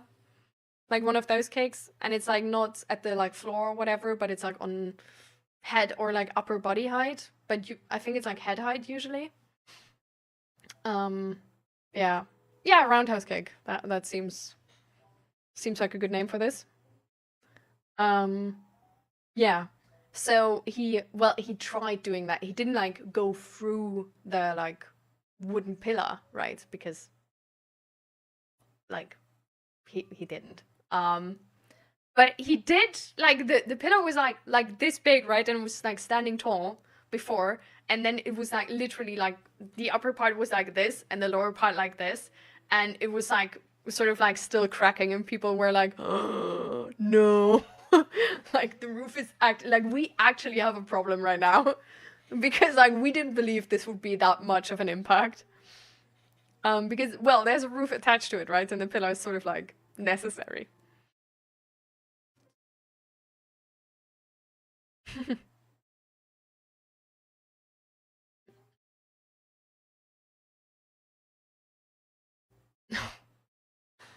Ooh.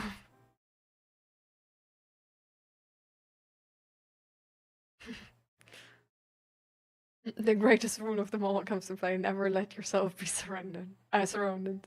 Oof.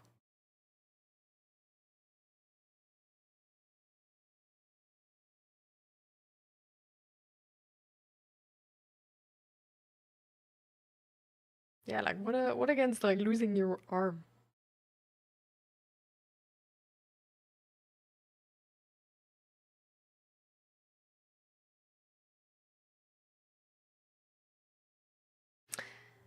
I will check in again, actually, with everybody here.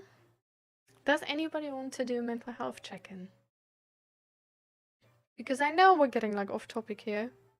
And it's like, I don't know, it's like fine if we go off topic once in a while. Like we don't only need to talk about really like serious things. But I just want to encourage everybody that if anybody wants to use the space for this, we definitely like can always go back and talk about mental health things, because that's definitely the priority of this stream.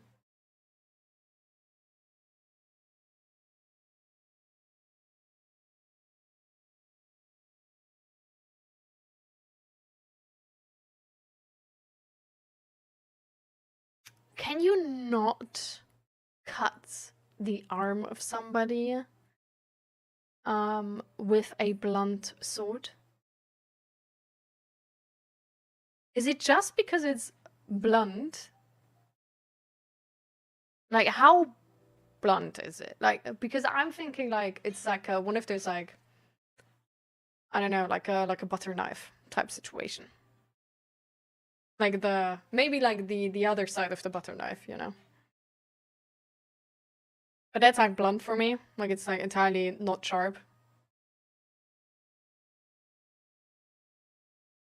But is that already blunt enough to actually not have any risk of like chopping somebody's arm off?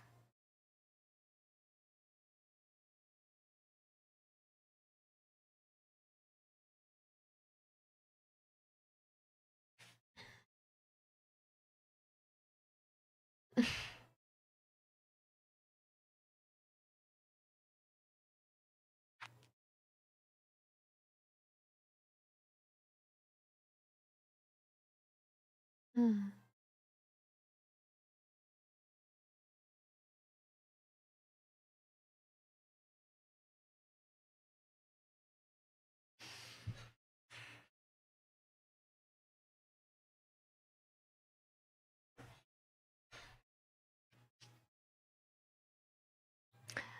Why are you so stressed out about the D campaigns though? Like I thought you sort of like made a commitment with them to sort of start and then do it like regularly once per week. It's sort of like you, like it seemed last time like there's sort of like a solution to this.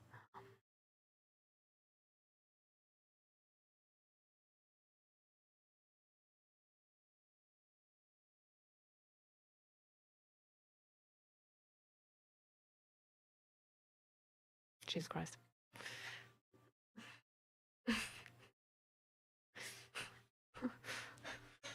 Thought you for sure. You absolutely seem like the person who can just rip someone's limb off.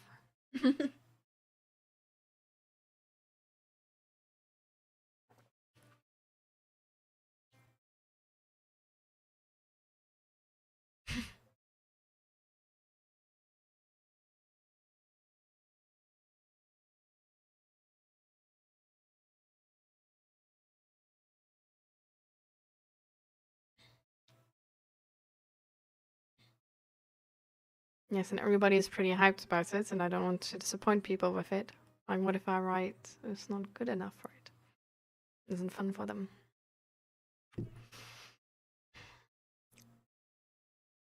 I mean, how is your style to DM campaigns? Like, let's think of a situation where you like you introduce something and you just notice how everybody's like absolutely not feeling it.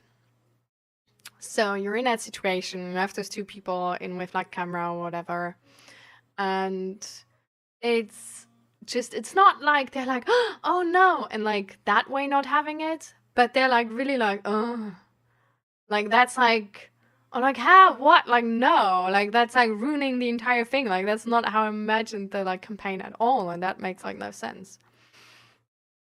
Like, how would you act in one of those moments? What would happen then?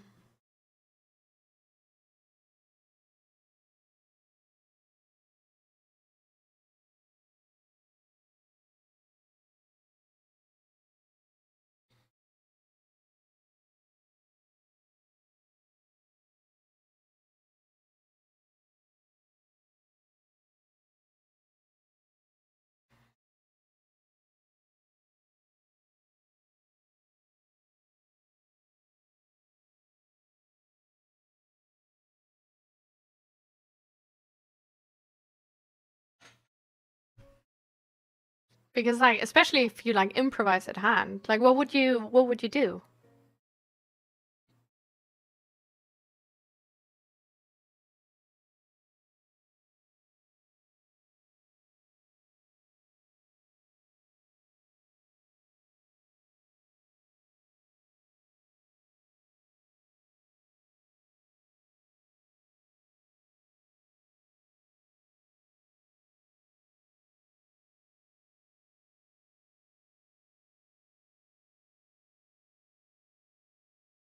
I mean, if I feel like that they are not feeling it, I would try to end the campaign kind of a quiet way to ease it out. What do you mean you would try to end the campaign in kind of like a quiet way to ease it out? Like, you would end the entire campaign, or you would sort of like skip that story arc, or like, well, what can I, how can I imagine that here?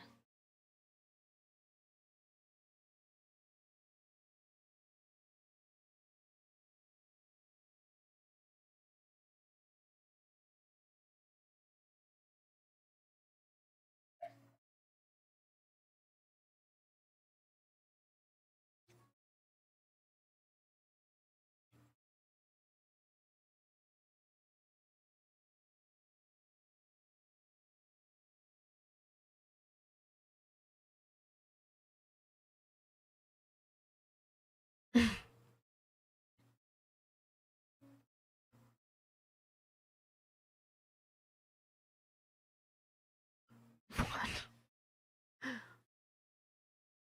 I don't know what you mean with that, Grumpy. What? So your life is entirely relaxed, or your mental health is really like up and down, or like what?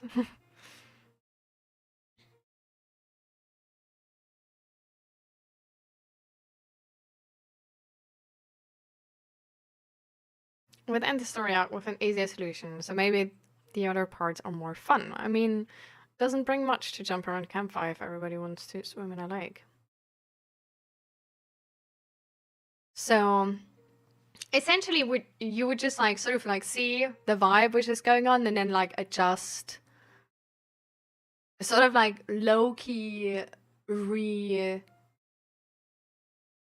retrack from the story in a way to like where you like find ways afterwards to like bring it back to where it's fun to people, right?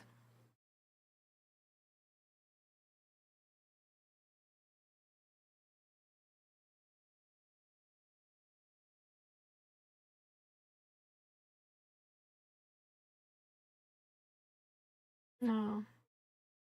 How long is the 1 year still going?